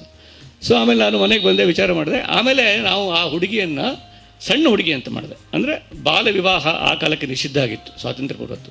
ಅವಳು ಪುಟ್ಟ ಹುಡುಗಿ, ಅವಳನ್ನು ಇವನು ಆಡಿಸಿರ್ತಾನೆ. ಅವಳು ಸಣ್ಣ ಹುಡುಗಿ, ಅವಳನ್ನು ನಾನು ಮದುವೆ ಆಗಬಾರ್ದು, ಅದು ತಪ್ಪು, ಅದು ಕಾನೂನು ರೀತಿಯ ತಪ್ಪು ಅಂತ ಅವನು ಹೇಳ್ತಾನೆ ಅಂತ ಒಂದು ವಿಚಾರ ಮಾಡಿಕೊಂಡು ನಾನು ರಾಜ್ಕುಮಾರ್ ಅವ್ರ ಮನೆಗೆ ಬೆಳಿಗ್ಗೆ ಹೋದಾಗ ಯಾರೂ ಬಂದಿರಲಿಲ್ಲ. ರಾಜ್ಕುಮಾರ್ ಒಬ್ಬರೇ ಕೂತ್ಕೊಂಡಿದ್ದರು, ನಾಗಾಭರಣ ಬಂದಿರಲಿಲ್ಲ. ಕವಿಗಳ ಏನು ವಿಚಾರ ಮಾಡಿದ್ರಿ ಅಂತ ಹೇಳಿದ್ರು. ನಾನು ಅಂದೆ ಏನಿಲ್ಲ ಸರ್, ಅವಳು ಕುರುಡಿ ಇದ್ದಾಳಲ್ಲ, ಅವಳು ಕುರುಡಿ ಬೇಡ, ಅವಳನ್ನು ನಾವು ಸಣ್ಣ ಹುಡುಗಿ ಮಾಡೋಣ. ಅವಳು ಸಣ್ಣ ಹುಡುಗಿ ಆಗಿದ್ದರಿಂದ ಅವನು ಒಪ್ಪೋದಿಲ್ಲ, ಮದುವೆ ಬೇಡ ಅಂತ ಹೋಗ್ತಾನೆ ಅಂತ ಮಾಡೋಣ ಅಂತ ಹೇಳಿ ತಕ್ಷಣ ಅವರು ಒಂದು ಮಾತು ಹೇಳಿದ್ರು. ನೋಡಿ ಭಾಳ ಒಳ್ಳೆ ಕೆಲಸ ಮಾಡಿದ್ರಿ, ಇಲ್ಲಿದ್ದರೆ ಕುರುಡಿಯಾಗಿ ಬಹಳ ಕಷ್ಟಪಟ್ಟಿರೋಳು ಬದುಕಿನಲ್ಲಿ ಅಂತಂದ್ರು. ನನಗೆ ಇಷ್ಟು ಅದು ಟಚ್ ಆಯಿತು. ಅಂದರೆ ಅವರಿಗೆ ಒಂದು ಕಲ್ಪಿತ ಪಾತ್ರದ ಒಂದು ಸಿನಿಮಾದ ಬದುಕು ಎಷ್ಟು ನಿಜದ ಬದುಕಿನಷ್ಟು ಅವರಿಗೆ ಹತ್ತಿರ ಇತ್ತು. ಅದು ಇಷ್ಟು ತಲೆಹಣ್ಣು. ಆಮೇಲೆ ರಾಜ್ಕುಮಾರ್ ಮತ್ತೊಂದು ಮಾತಾಡ್ತಿದ್ರು, ಜಾಗ ಅಂತ ಹೇಳ್ತಿದ್ರು ಅವರು. ಇದು ಒಳ್ಳೆಯ ಜಾಗ, ಈ ಹಾಡಿನ ಬಗ್ಗೆ ಬಂದರೆ ಹಾಡಿಗೆ ಇದು ಒಳ್ಳೆಯ ಜಾಗ ಅಂತಿದ್ರು ಈ ಕಥೆಯಲ್ಲಿ, ಅಥವಾ ಇದು ಹ್ಯೂಮರಿಗೆ ಇದು ಒಳ್ಳೆಯ ಜಾಗ ಅಂತಿದ್ರು. ಆಮೇಲೆ ನಾನು ಈ ರೀತಿ ಬದಲಾವಣೆ ಮಾಡಿದಾಗ ಶಿವರಾಮ್ ಕಾರಂತರಿಗೆ ಇದರಿಂದ ಏನಾದರೂ ಅಪಚಾರ ಆಗಲ್ಲ ತಾನೇ ಅಂತ ಮತ್ತಾರೋ ವರದರಾಜ್ ಅವರು ಹೇಳಿದ್ರು. ಆಗ ರಾಜ್ಕುಮಾರ್ ಬಿಡಿ, ಅವರು ಇದನ್ನೆಲ್ಲ ಮೀರಿದ ಜಾಗದಲ್ಲಿದ್ದಾರೆ ಈಗ ಅಂತ ಹೇಳಿದ್ರು. ಅಂದರೆ ಆ ಜಾಗಕ್ಕೆ ಬೇರೆ ಬೇರೆ ರೀತಿಯ ಆಯಾಮಗಳು. ಯಾವ ರೀತಿ ಅಂದರೆ ಒಂದು ಸಾಹಿತ್ಯ ಕೃತಿಯಿಂದ, ಅಂದರೆ ಈವನ್ ಕಮರ್ಷಿಯಲ್ ಅಂತ ನಾವೇನು ಹೇಳ್ತೇವೆ, ಅಲ್ಲಿಯೂ ಕೂಡ ಒಂದು ರೀತಿ ಒಂದು ಭಯ ಇರುತ್ತೆ ಅವರಿಗೆ, ಅಂತ ಎಲ್ಲೋ ಒಂದು ಅಪಚಾರ ಆಗುತ್ತೇನೋ, ಮುಖ್ಯಧಾರೆ ಸಾಹಿತ್ಯ ಕುವೆಂಪು ಬೇಂದ್ರೆ ಅಂಥದ್ದೇನೋ ಒಂದು ಇದೆ, ಅವರಿಗೇನಾದರೂ ಅಪಚಾರ ಆಗಿಬಿಟ್ರೆ ಅನ್ನುವಂಥ ಒಂದು ಭಯ ಇದರಲ್ಲೂ ಕೂಡ ಇರುತ್ತೆ. ಆಮೇಲೆ ಇದೇ ಹೊತ್ತಿನಲ್ಲಿ ಮತ್ತೊಂದು ಕೂಡ, ಯಾಕಂದರೆ ನೀವು ಕಮರ್ಷಿಯಲ್ಲು ಜನಕ್ಕೆ ಇಷ್ಟ ಆಗೋದು ಅಂತ ಹೇಳಿದ್ರಿ. ಆಮೇಲೆ ಗಿರೀಶ್ ಅವರು ಭಾಳ ಒಳ್ಳೆಯ ಸಿನಿಮಾದ ಒಂದು ಮಾದರಿಯಾಗಿ ನಮ್ಮಲ್ಲಿದ್ದಾರೆ. ಬಹುಶಃ ಗಿರೀಶ್ರೇ ಹೇಳಿದ ಒಂದು ಮಾತು, ಅದು ನಿಮಗೆಲ್ಲ ಇಷ್ಟ ಆಗ್ಬೋದು ಅಂತ ಹೇಳ್ತೀನಿ. ಮಾತು ಜೋಕೋ ನಡೆದಿದ್ದು ಗೊತ್ತಿಲ್ಲ. ಸಿನಿಮಾ ಶಿಬಿರ ಆಗ್ತಾ ಇರುತ್ತಲ್ಲ, ಚಲನಚಿತ್ರ ಶಿಬಿರಗಳು. ಹೆಗ್ಗೋಡ್ನಲ್ಲೂ ಇಲ್ಲ ಒಂದು ಕಡೆ ಶಿಬಿರ ಆಯಿತು. ಶಿಬಿರಾರ್ಥಿಗಳು ಬಂದಿದ್ದರು, ಎಲ್ಲ ಕಡೆಯಿಂದ ಬಂದಿದ್ದರು, ಉತ್ತರ ಕರ್ನಾಟಕ, ದಕ್ಷಿಣ ಕರ್ನಾಟಕ ಎಲ್ಲ ಕಡೆಯಿಂದ ಬಂದಿದ್ದರು. 10 ದಿವಸ ಇವರು ಸಿನಿಮಾ ತೋರಿಸೋದು, ಚರ್ಚೆ ಮಾಡೋದು, ಸಿನಿಮಾ ತೋರಿಸೋದು, ಚರ್ಚೆ ಮಾಡೋದು. ಸಿನಿಮಾ ತೋರಿಸಿ ನೋಡ್ಬೋದು, ಆಮೇಲೆ ಚರ್ಚೆ ಮಾಡೋದು ಭಾಳ ಕಷ್ಟ ಇರ್ತದೆ. ಅದು ಸಿನಿಮಾ ನೋಡಿ ಆನಂದಿಸ್ಬೋದು, ತಕ್ಷಣ ಚರ್ಚೆ ಮಾಡೋದು ಕಷ್ಟ ಇರ್ತದೆ. ಸೊ ಒಂದು 5 ದಿವಸ ರಸಗ್ರಹಣ ಶಿಬಿರ ನಡೀತಿತ್ತು. ಲಾಸ್ಟ್ ಡೇ ಗುಲ್ಬರ್ಗಾ ಕಡೆ ಒಬ್ಬ ಹುಡುಗ ನಾಪತ್ತೆ, ಇಲ್ಲವೇ ಇಲ್ಲ. ಏನು ಮಾಡೋದು? ಯಾಕಂದರೆ ಇವರು ಪ್ರತಿ ದಿವಸ ಬೇರೆ ಬೇರೆ ಸಿನಿಮಾ ತೋರಿಸಿ ಬೇರೆ ಬೇರೆ ದೇಶದ್ದು ಎಲ್ಲ ತೋರಿಸಾಗಿತ್ತು. ಇವನು ನಾಪತ್ತೆ, ಎಲ್ಲ ಹೆದರ್ಬಿಟ್ರು, ಏನಾಗ್ಬಿಟ್ಟ ಇವನೇನಾದರೂ ಓಡೋದ್ನೋ ಏನೋ. ಅವ್ನ ಟ್ರಂಕಲ್ಲೇ ಇತ್ತು. ಸಂಜೆ ಇವನು ಖುಷಿಯಿಂದ ಬಂದ ವಾಪಸ್. ಎಲ್ಲ ಹೇಳಿದ್ರು, ಏನಪ್ಪ ಎಲ್ಲಿ ಹೋಗಿದ್ದೀನಿ ನೀನು, ಏನಾಗಿತ್ತು ನಿನಗೆ, ಎಲ್ಲಿ ಹೋಗಿದ್ದೀನಿ ನೀನು, ಹೆದರ್ಬಿಟ್ವಿ ನಾವು, ಏನು ಜೋಗ್ ಫಾಲ್ಸ್ ನೋಡ್ಲಿಕ್ಕೆ ಹೋಗಿದ್ದಿಲ್ಲ. ಇಲ್ಲರಿ 5 ದಿವಸ ಆಗಿತ್ತು, ಬೇಜಾರು ಬಂದಿತ್ತು, ಸಾಗರಕ್ಕೆ ಹೋಗಿ ಪಿಕ್ಚರ್ ನೋಡ್ಕೊಂಬಂದೆ ಅಂತ ಹೇಳಿದ. ಸೊ ಅದು ಪಿಕ್ಚರ್, ಅದು ಹೀಗಾಗಿ ಅದು ಪಿಕ್ಚರ್ ಅಂದರೆ ಏನು, ಸಿನಿಮಾ ಅಂದರೆ ಏನು. ಸೊ ಈ ಥರದ ಒಂದು ಮೊದಲಿಂದಲೂ ಒಂದು ನಡ್ಕೊಂಡು ಬಂದಿದೆ ಅದು. ಅಂದರೆ ಪಿಕ್ಚರ್ ಅಂದರೆ ಅದು ಅಂದರೆ ಇದೆಲ್ಲ ಮೀರಿದ್ದು, ಇದೇನೋ ಪಠ್ಯಪುಸ್ತಕದ ಥರ ಅಂತ ಅಲ್ಲ. ಈಗ ನಾನು ಗಿರೀಶ್ ಅವ್ರಿಗೆ ಕೇಳ್ತೀನಿ, ಈ ಲಿಟ್ರರಿನೆಸ್ ಅಂತ ಒಂದಿದೆ, ಸಾಹಿತ್ಯಿಕತೆ. ಅದನ್ನು ನಾವು ಸಾಹಿತ್ಯದ ಸಂದರ್ಭದಲ್ಲಿ ಪ್ರಬಂಧ ಗುಣ ಅಂತ ನಾವು ಮಾತಾಡ್ತೀವಿ. ಈ ಸಾಹಿತ್ಯಿಕತೆಯೇ ಚಿತ್ರಕ್ಕೆ ಒಂದೊಂದು ಸಲ ಮುಳುವಾಗೋದಿಲ್ವೋ, ಅಥವಾ ಅದನ್ನು ಬಗೆಹರಿಸ್ಕೊಳ್ಬೇಕು ಅಂತಲೇ ನೀವು ವಿವಿಧ ಹುನ್ನಾರಗಳನ್ನು ಹುಡ್ತಿರೋ? ಉದಾಹರಣೆಗೆ ಗಿರೀಶ್ ಅವರು, ಕಾರ್ನಾಡ್ ಅವರು ನನಗೆ ಹೇಳಿದ ನೆನಪಿದೆ, ಕಾನೂರು ಸುಬ್ಬಮ್ಮ ಹೆಗ್ಗಡತಿಯಲ್ಲಿ ಒಂದು ಸೂರ್ಯೋದಯವನ್ನು ಕುವೆಂಪು ಅವರು 7 ಪುಟಗಳಲ್ಲಿ ವರ್ಣಿಸ್ತಾರೆ. ಸಿನಿಮಾದಲ್ಲಿ 2 ಸೆಕೆಂಡ್ ಶಾರ್ಟಲ್ಲಿ ಸೂರ್ಯೋದಯ ಮುಗಿದು ಹೋಗಬೇಕು. ಅಲ್ಲಿ ಏನು ಮಾಡ್ತೀರಿ ನೀವು? ಅಂದರೆ ಅಲ್ಲಿ ಸಾಹಿತ್ಯದ ಒಂದು ರಸವತ್ತಾದ ಒಂದು ಏನು ಭಾವೋದ್ದೀಪಕವಾದಂಥ ಒಂದು ವರ್ಣನೆ ಇರುತ್ತಲ್ಲ, ಅದು ನಮ್ಮನ್ನು ಏನೇನೋ ಓಪನ್ ಮಾಡ್ತಾ ಇರುತ್ತೆ, ನಮ್ಮ ಫೈಲ್ಗಳನ್ನು. ಅದು ಇಲ್ಲಿ ಹೋಯಿತು, ಇಟ್ ಇಸ್ ಗಾನ್. ಈಗ ಅದರ ಜಾಗಕ್ಕೆ ಅದೇ ರೀತಿಯ ಭಾವೋದ್ದೀಪಕ ಗುಣವನ್ನು ಸಿನಿಮೆಟಿಕ್ ಆಗಿ ನೀವು ಯಾವ ರೀತಿ ಹಮ್ಮಿಕೊಡ್ತೀರಿ? ನಾನು ಸಿನಿಮಾಕ್ಕೆ ಒಂದು ಕಥೆಯನ್ನು ಆರಿಸುವಾಗ ಕಥೆಯ ಸಾಹಿತ್ಯಿಕ ಗುಣಮಟ್ಟ ಏನು ಅನ್ನೋದನ್ನು ನಾನು ಅಳೆಯೋಕ್ಕೆ ಹೋಗೋದಿಲ್ಲ. ನನಗೆ ಆ ಕಥೆ ಓದಿದಾಗ ಅದು ಸಿನಿಮಾಕ್ಕೆ ಎಷ್ಟು ಮಟ್ಟಿಗೆ ತನ್ನನ್ನು ಕೊಟ್ಟು, ಹಾಗೆ ಒಂದು ಕಥೆಯನ್ನು ಓದಿದಾಗಲೇ ನಮ್ಗೆ ಗೊತ್ತಾಗುತ್ತೆ. ನಾನು ಸೂರ್ಯನ ಕುದುರೆ ನನಗೆ ಬಹಳ ಇಷ್ಟವಾದ ಕಥೆ, ಅದು ಸಿನಿಮಾ ಮಾಡೋದು ಭಾಳ ಕಷ್ಟ. ಯಾಕಂತಂದರೆ ಅವನ ಆ ಇದೆಯಲ್ಲ, ಆ ಎಣ್ಣೆ ಹಚ್ಚುವ ಒಂದು ಕನಸಿನ ಲೋಕಕ್ಕೆ ಕರ್ಕೊಂಡು ಹೋಗೋದಿದೆಯಲ್ಲ, ಅದು ಎಷ್ಟು ಸಾಹಿತ್ಯಿಕವಾಗಿ ಎಂಥ ಉಜ್ವಲವಾದಂಥ ಒಂದು ಪ್ಯಾಸೇಜ್ ಅಂತಂದ್ರೆ ಅದನ್ನು ಸಿನಿಮಾಕ್ಕೆ ಮಾಡಿದಾಗ ಇನ್ನೇನು ಕೆಲವು ಕಥೆಗಳಿದೆ, ಅದು ಕೆಲವು ಸಂದರ್ಭದಲ್ಲಿ ತಾನೇ ಸಿನಿಮಾ ಕೊಟ್ಕೊಡೋದು. ಸ್ವಲ್ಪ ನನಗೆ ಸಾಹಿತ್ಯಿಕವಾಗಿ ಅದರ ಗುಣಮಟ್ಟ ಏನೋ ನಾನು ಹೇಳಕ್ಕೆ ಹೋಗೋದಿಲ್ಲ. ಆದರೆ ನನಗೆ ಗೊತ್ತಿತ್ತು, ಇದು ಮಳೆ, ನೀರು, ಇದನ್ನ ಈ ತರಹದಲ್ಲಿ ದೃಶ್ಯ ರೂಪದಲ್ಲಿ ಬಂದ ಹಾಗಾಗಿ ಒಂದು ಕಥೆ ಓದ್ತಾ ಇದ್ದಾಗ ಹೊಡಿಬೇಕು.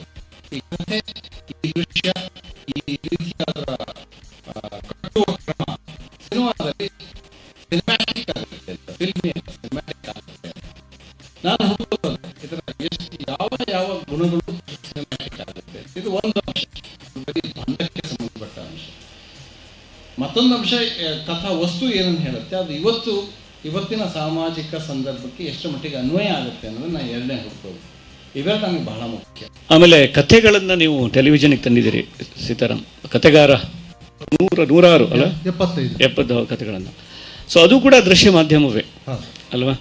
ಸೊ ಬಹುಶಃ ಅಲ್ಲಿ ನೀವು ಕತೆ, ಸಣ್ಣ ಕತೆ ಕಾಂಟೆಕ್ಸ್ಟಲ್ಲಿ ಕನ್ನಡ ಕಥನಕ್ಕೆ ಒಂದು ನಿಮ್ಮ ಪ್ರೀತಿಯನ್ನು ತೋರಿಸೋದು, ಕನ್ನಡ ಕಥೆಗಾರನ್ನು ಪರಿಚಯಿಸೋದೇ ನಿಮ್ಮ ಉದ್ದೇಶ. ಆದ್ರಿಂದ ಬಹುಶಃ ನೀವು ಕಥೆಗಳಿಗೆ ತುಂಬಾ ನಿಷ್ಠರಾಗಿ ಅದನ್ನೆಲ್ಲ ಮಾಡ್ಕೊಂಡು ಬಂದಿರಬೇಕು. ಅದು ಡಾಕ್ಯುಮೆಂಟ್ರಿ ಥರ ಮಾಡಿದೆ.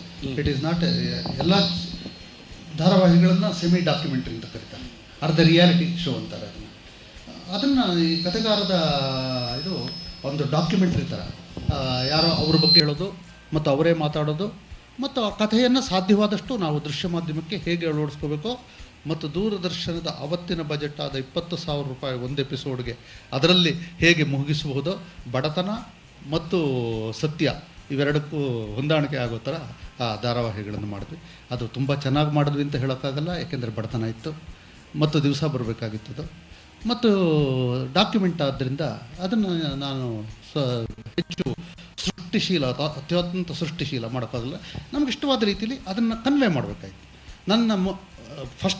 ನನ್ನ ಲಾಯಲ್ಟಿ ಟು ದಿ ಆಡಿಯನ್ಸ್, ಅವ್ರಿಗೆ ಕನ್ವೆ ಮಾಡಬೇಕು, ನಾನು ಹೇಳಬೇಕು ಅಂತ ಅದು ಕನ್ವೆ ಮಾಡ್ತೀನಿ. ಆಮೇಲೆ ಈಗ ಎಲ್ಲರಿಗೂ ಮನಸ್ಸಿಗೆ ಬರ್ತಾ ಇರುವಂಥ ಒಂದು ಪ್ರಶ್ನೆ ಇರುತ್ತೆ. ನನಗೂ ಒಂದು ಸಂದೇಹ ಬಂತು. ಗಿರೀಶ್ ಅವರು ಮಾತಾಡುವಾಗ ಈ ಅಭ್ಯಂಜನ ಸ್ನಾನ ಅನಂತಮೂರ್ತಿಯವರ ಕಥೆಯಲ್ಲಿ ಏನು ಬರುತ್ತೆ ಸೂರ್ಯನ ಕುದುರೆಯಲ್ಲಿ, ಅದು ದೃಶ್ಯ ರೂಪಕವಾಗಿ ಎಷ್ಟು ಸಫಲವಾಗುತ್ತೆ ಅಂತ ನನಗೆ ಸಂಶಯವಿದೆ ಅಂತಂದ್ರಿ ನೀವು. ಅದರ ಬಗ್ಗೆ ನಾನು ಕೇಳ್ತಾ ಇದ್ದೀನಿ. ಅದೇ ಬಗೆಯ ಒಂದು ದೃಶ್ಯವನ್ನು ಕಾರಂತರ ಬೆಟ್ಟದ ಜೀವ ಸಿನಿಮಾದಲ್ಲಿ ಬರುತ್ತೆ ನೋಡಿ, ಅಭ್ಯಂಜನ. ದತ್ತಣ್ಣ ಓಡಿ ಬಂದಿರುವವನಿಗೆ ಅಭ್ಯಂಜನ ಮಾಡಿಸುವುದು, ಅದು ಸಾಹಿತ್ಯಿಕವಾಗಿ ಎಷ್ಟು ಬೇರೆ ಬೇರೆ ಧ್ವನಿಗಳನ್ನು ಹೊರಡಿಸುತ್ತೋ ಅದಕ್ಕಿಂತ ಹೆಚ್ಚು ಧ್ವನಿಪೂರ್ಣವಾಗಿ, ಅಂದರೆ ಒಂದು ಕಡೆ ಅದು ಲೈಂಗಿಕ ಆಯಾಮವನ್ನು ಧ್ವನಿಸುತ್ತೆ, ಇನ್ನೊಂದು ಕಡೆ ಸ್ನೇಹವನ್ನು, ಮತ್ತೊಂದು ಕಡೆ ಕುಶಲ ಕಾರ್ಯವನ್ನು, ಇತ್ಯಾದಿಯಾಗಿ. ಅಂದರೆ ಈ ಎರಡು, ನಿಮ್ಮ ಮಾತು ಮತ್ತು ಬೆಟ್ಟದ ಜೀವದ ಆ ಒಂದು ದೃಶ್ಯ, ಇವನ್ನು ಇಟ್ಕೊಂಡು ನಾನು ಕೇಳೋ ಪ್ರಶ್ನೆ ಏನು ಅಂತಂದರೆ, ಒಂದು ದೃಶ್ಯ ತುಂಬ ಧ್ವನಿಪೂರ್ಣವಾಗಬೇಕಾದರೆ ತೆರೆಯ ಮೇಲೆ ಅದು ನಟನ ಕಾರಣದಿಂದ, ಅಲ್ಲಿ ದತ್ತಣ್ಣ ಇದ್ದರು, ಅವರ ಒಂದು ಆಂಗಿಕಾಭಿನಯದಿಂದ ಇದು ಅಷ್ಟು ಧ್ವನಿಪೂರ್ಣವಾಯಿತು ಅಂತಲೇ, ಅಥವಾ ನಿರ್ದೇಶಕನ ಶೇಷಾದ್ರಿಯವರ ಕಾರಣದಿಂದಲೇ, ಅಥವಾ ಬೇರೆ ಯಾವ ಕಾರಣ ಇದ್ದಿರಬಹುದು ಇಲ್ಲಿ, ಅಂದರೆ ಇಲ್ಲೂ ಯಶಸ್ವಿ ಆಗಿಲ್ಲ ಅಂತ ನಿಮಗನ್ಸುತ್ತೆ. ನನಗಂತೂ ಅದೊಂದು ಅದ್ಭುತವಾದ ದೃಶ್ಯ ಅಂತ ಅನಿಸುತ್ತೆ. ಅದನ್ನು ನೀವು ಒಪ್ಪಿದರೆ ಹೇಗೆ ವಿವರಿಸ್ತೀರಿ ನೀವು? ಅಷ್ಟೇ, ಇದು ತಿಳ್ಕೊಳ್ಳೋ ಪ್ರಶ್ನೆ. ನನಗೆ ಎಕ್ಸಾಕ್ಟ್ ಪ್ಯಾಸೇಜ್ ನೆನಪಿಲ್ಲ, ಬಟ್ ಅದು ಸೂರ್ಯನ ಕುದುರೆಯಲ್ಲಿ ಏನಾಗುತ್ತೆ ಅಂತಂದರೆ, ಅವನಿಗೆ ಎಣ್ಣೆ ಹಚ್ತಾ ಅವನ ವಿವರಣೆಯಲ್ಲಿ ಅವನು ಇನ್ನೊಂದು ಲೋಕ ಕರ್ಕೊಂಡು ಹೋಗ್ತಾನೆ. ಇದೆಲ್ಲ ಆ ಧ್ವನಿ ಶಕ್ತಿ ನಮಗೆ ಸಿನಿಮಾದ ತರುವಾಗ ಬಹಳ ಕಷ್ಟವಾಗ್ತದೆ. ಸಿನಿಮಾಕ್ಕೆ ಅದರದ್ದೇ ಆದ ಶಕ್ತಿ ಇದೆ, ಸಿನಿಮಾಕ್ಕೆ ಅದರದ್ದೇ ಆದ ಲಿಮಿಟೇಷನ್ಸ್ ಇದೆ, ಸಾಹಿತ್ಯಕ್ಕೂ ಅದರದ್ದೇ ಆದ ಶಕ್ತಿ ಇದೆ, ಸಾಹಿತ್ಯಕ್ಕೆ ಅದರದ್ದೇ ಆದ ಲಿಮಿಟೇಷನ್ ಇದೆ. ನೀವು ಎಷ್ಟೇ ಚೆನ್ನಾಗಿ ವಿವರಿಸಿದ್ರು ಕೂಡ ದ್ವೀಪದ ಕೊನೆಯ ದೃಶ್ಯ ಇದೆಯಲ್ಲ, ನೀರುಕ್ಕುವ ದೃಶ್ಯ, ಅದು ಸಾಹಿತ್ಯದಲ್ಲಿ ಮೂಡಿಸೋದಕ್ಕೆ ಸಾಧ್ಯ ಇಲ್ಲ. ಅದು ಯಾಕಂದರೆ ಮೂಲತಃ ಅದು ನೋಡುವ ಮೂಲಕ. ನಾನು ಹಾಗೆ ಕೆಲವು ಹೇಳ್ತಾ ಇರ್ತೀನಿ, ಹಾಡುಗಳನ್ನು ನಮ್ಮ ಸಿನಿಮಾದಲ್ಲಿ ಬಳಸ್ತಾರಲ್ಲ, ಅದು ಆ ಕಾವ್ಯಕ್ಕೆ ಮಾಡುವ ಅಪಚಾರ ಅಂತೇಳಿ. ಯಾಕಂತಂದರೆ ಕಾವ್ಯದ ಧ್ವನಿಶಕ್ತಿಯೇ ಬೇರೆ, ದೃಶ್ಯದ ಧ್ವನಿಶಕ್ತಿಯೇ ಬೇರೆ. ನಾನು ಯಾವಾಗಲೂ ಒಂದು ಉದಾಹರಣೆಯನ್ನು ಕೊಡ್ತಾ ಇರ್ತೀನಿ. ದೋಣಿ ಸಾಗಲಿ ಮುಂದೆ ಹೋಗಲಿ ಅತ್ಯಂತ ಜನಪ್ರಿಯ ಹಾಡು, ಬಟ್ M.R. ವಿಠಲ್ ಅವರು ಅದನ್ನು ಮಿಸ್ ಲೀಲಾವತಿ ಸಿನಿಮಾಗೆ ಬಳಸುವಾಗ ದೋಣಿ ಸಾಗಲಿ ಅಂದರೆ ಅವ್ರು ದೋಣಿಯಲ್ಲಿ ಕೂತ್ಕೊಂಡಿದ್ದಾರೆ, ಮುಂದೆ ಹೋಗಲಿ ಅಂದರೆ ಅದು ಮುಂದೆ ಹೋಗ್ತಾ ಇದೆ, ತೀರ ತೋರಿಸ್ತಾರೆ. ಅದು ಆ ಹಾಡಿನ ಧ್ವನಿಯೇ ಅಲ್ಲ. ಸಿನಿಮಾದಲ್ಲಿ ಏನಾಗುತ್ತೆ ಅಂತಂದರೆ, ಹಾಡನ್ನು ಚಿತ್ರೀಕರಿಸುವಾಗ ಅದರ ಧ್ವನಿತಾರ್ಥವನ್ನು ಬಿಟ್ಟು ಅದರ ಲೇಪಿತಾರ್ಥವನ್ನು ಮಾತ್ರ ನಾವು ಇಟ್ಕೊಂಡು ಅದಕ್ಕೆ ಅನುಗುಣವಾಗಿ ದೃಶ್ಯವನ್ನು ರೂಪಿಸ್ತಾ ಇರ್ತೀವಿ. ಪಣಿಯಮ್ಮದ ಸಾಂಗು, ನನಗೆ ಇವೆಲ್ಲವೂ ನಮ್ಮ ಸೋಕಾಲ್ಡ್ ಆರ್ಟ್ ಸಿನಿಮಾ ಅಂತ ಕರಿತೀವಲ್ಲ, ಅದರಲ್ಲಿ ಬರುವ ಎಲ್ಲ ಹಾಡುಗಳ ಚಿತ್ರೀಕರಣದ ಬಗ್ಗೆ ಇರುವ ಆಕ್ಷೇಪ ಏನು ಅಂತಂದರೆ, ಅದೇನು ಹೇಳುತ್ತೋ ಅದನ್ನೇ ದೃಶ್ಯದಲ್ಲಿ ತೋರಿಸ್ತಾ ಇದ್ವಿ. ಪಣಿಯಮ್ಮದಲ್ಲಿ ಒಂದು ಕಡೆ ಹೋಗ್ತಿರುವಾಗ ಏನೋ ಮುಳ್ಳು ಚುಚ್ಕೊಳುತ್ತೆ, ಅವಳು ಕಾಲಿಗೆ ಒಂದು ಮುಳ್ಳು ಚುಚ್ಕೊಳುತ್ತೆ. ಆ ಮುಳ್ಳಲ್ಲ ಅವ್ರು ಹೇಳೋದು ಜೀವನದಲ್ಲಿ ಬರೋ ಕಷ್ಟಗಳು. ಸೊ ನೀವು ಇದು ಹೇಳಿದ ತಕ್ಷಣ ಏನಾಗುತ್ತೆ ಅಂತ ಅದರ ಧ್ವನಿತಾರ್ಥವನ್ನು ಸಿನಿಮಾ ಮತ್ತು ಸಾಹಿತ್ಯ ಕಟ್ಟಿಕೊಡುವ ಕ್ರಮ ಇದೆಯಲ್ಲ ಅದೇ ಬಹಳ ಭಿನ್ನವಾದದ್ದು ಅಂತ. ಮೂರ್ತ ಬಿಂಬಗಳ ಮೂಲಕ ಕಟ್ಟುವ ಸಿನಿಮಾ ಮೂರ್ತದಿಂದ ಅಮೂರ್ತಕ್ಕೆ ಹೋಗೋದಕ್ಕೆ ಪ್ರಯತ್ನ ಪಡ್ತಾ ಇರ್ತದೆ. ಆದರೆ ಅಮೂರ್ತ ಶಬ್ದಗಳ ಮೂಲಕ ಕಟ್ಟುವ ಸಾಹಿತ್ಯ ಅಮೂರ್ತದಿಂದ ಮೂರ್ತಕ್ಕೆ ಬರೋದಕ್ಕೆ ಪ್ರಯತ್ನ ಪಡ್ತದೆ. ಇಲ್ಲಿ ಏನಾಗುತ್ತೆ ಅಂದರೆ ಇದನ್ನು ಅರ್ಥ ಮಾಡ್ಕೊಳ್ಳೋದೇ ಇದ್ದರೆ ನಾವು ಈ ಥರದ್ದೆಲ್ಲ ಗೊಂದಲಕ್ಕೆ ಸಿಕ್ಕಾಕೋತೀವಿ.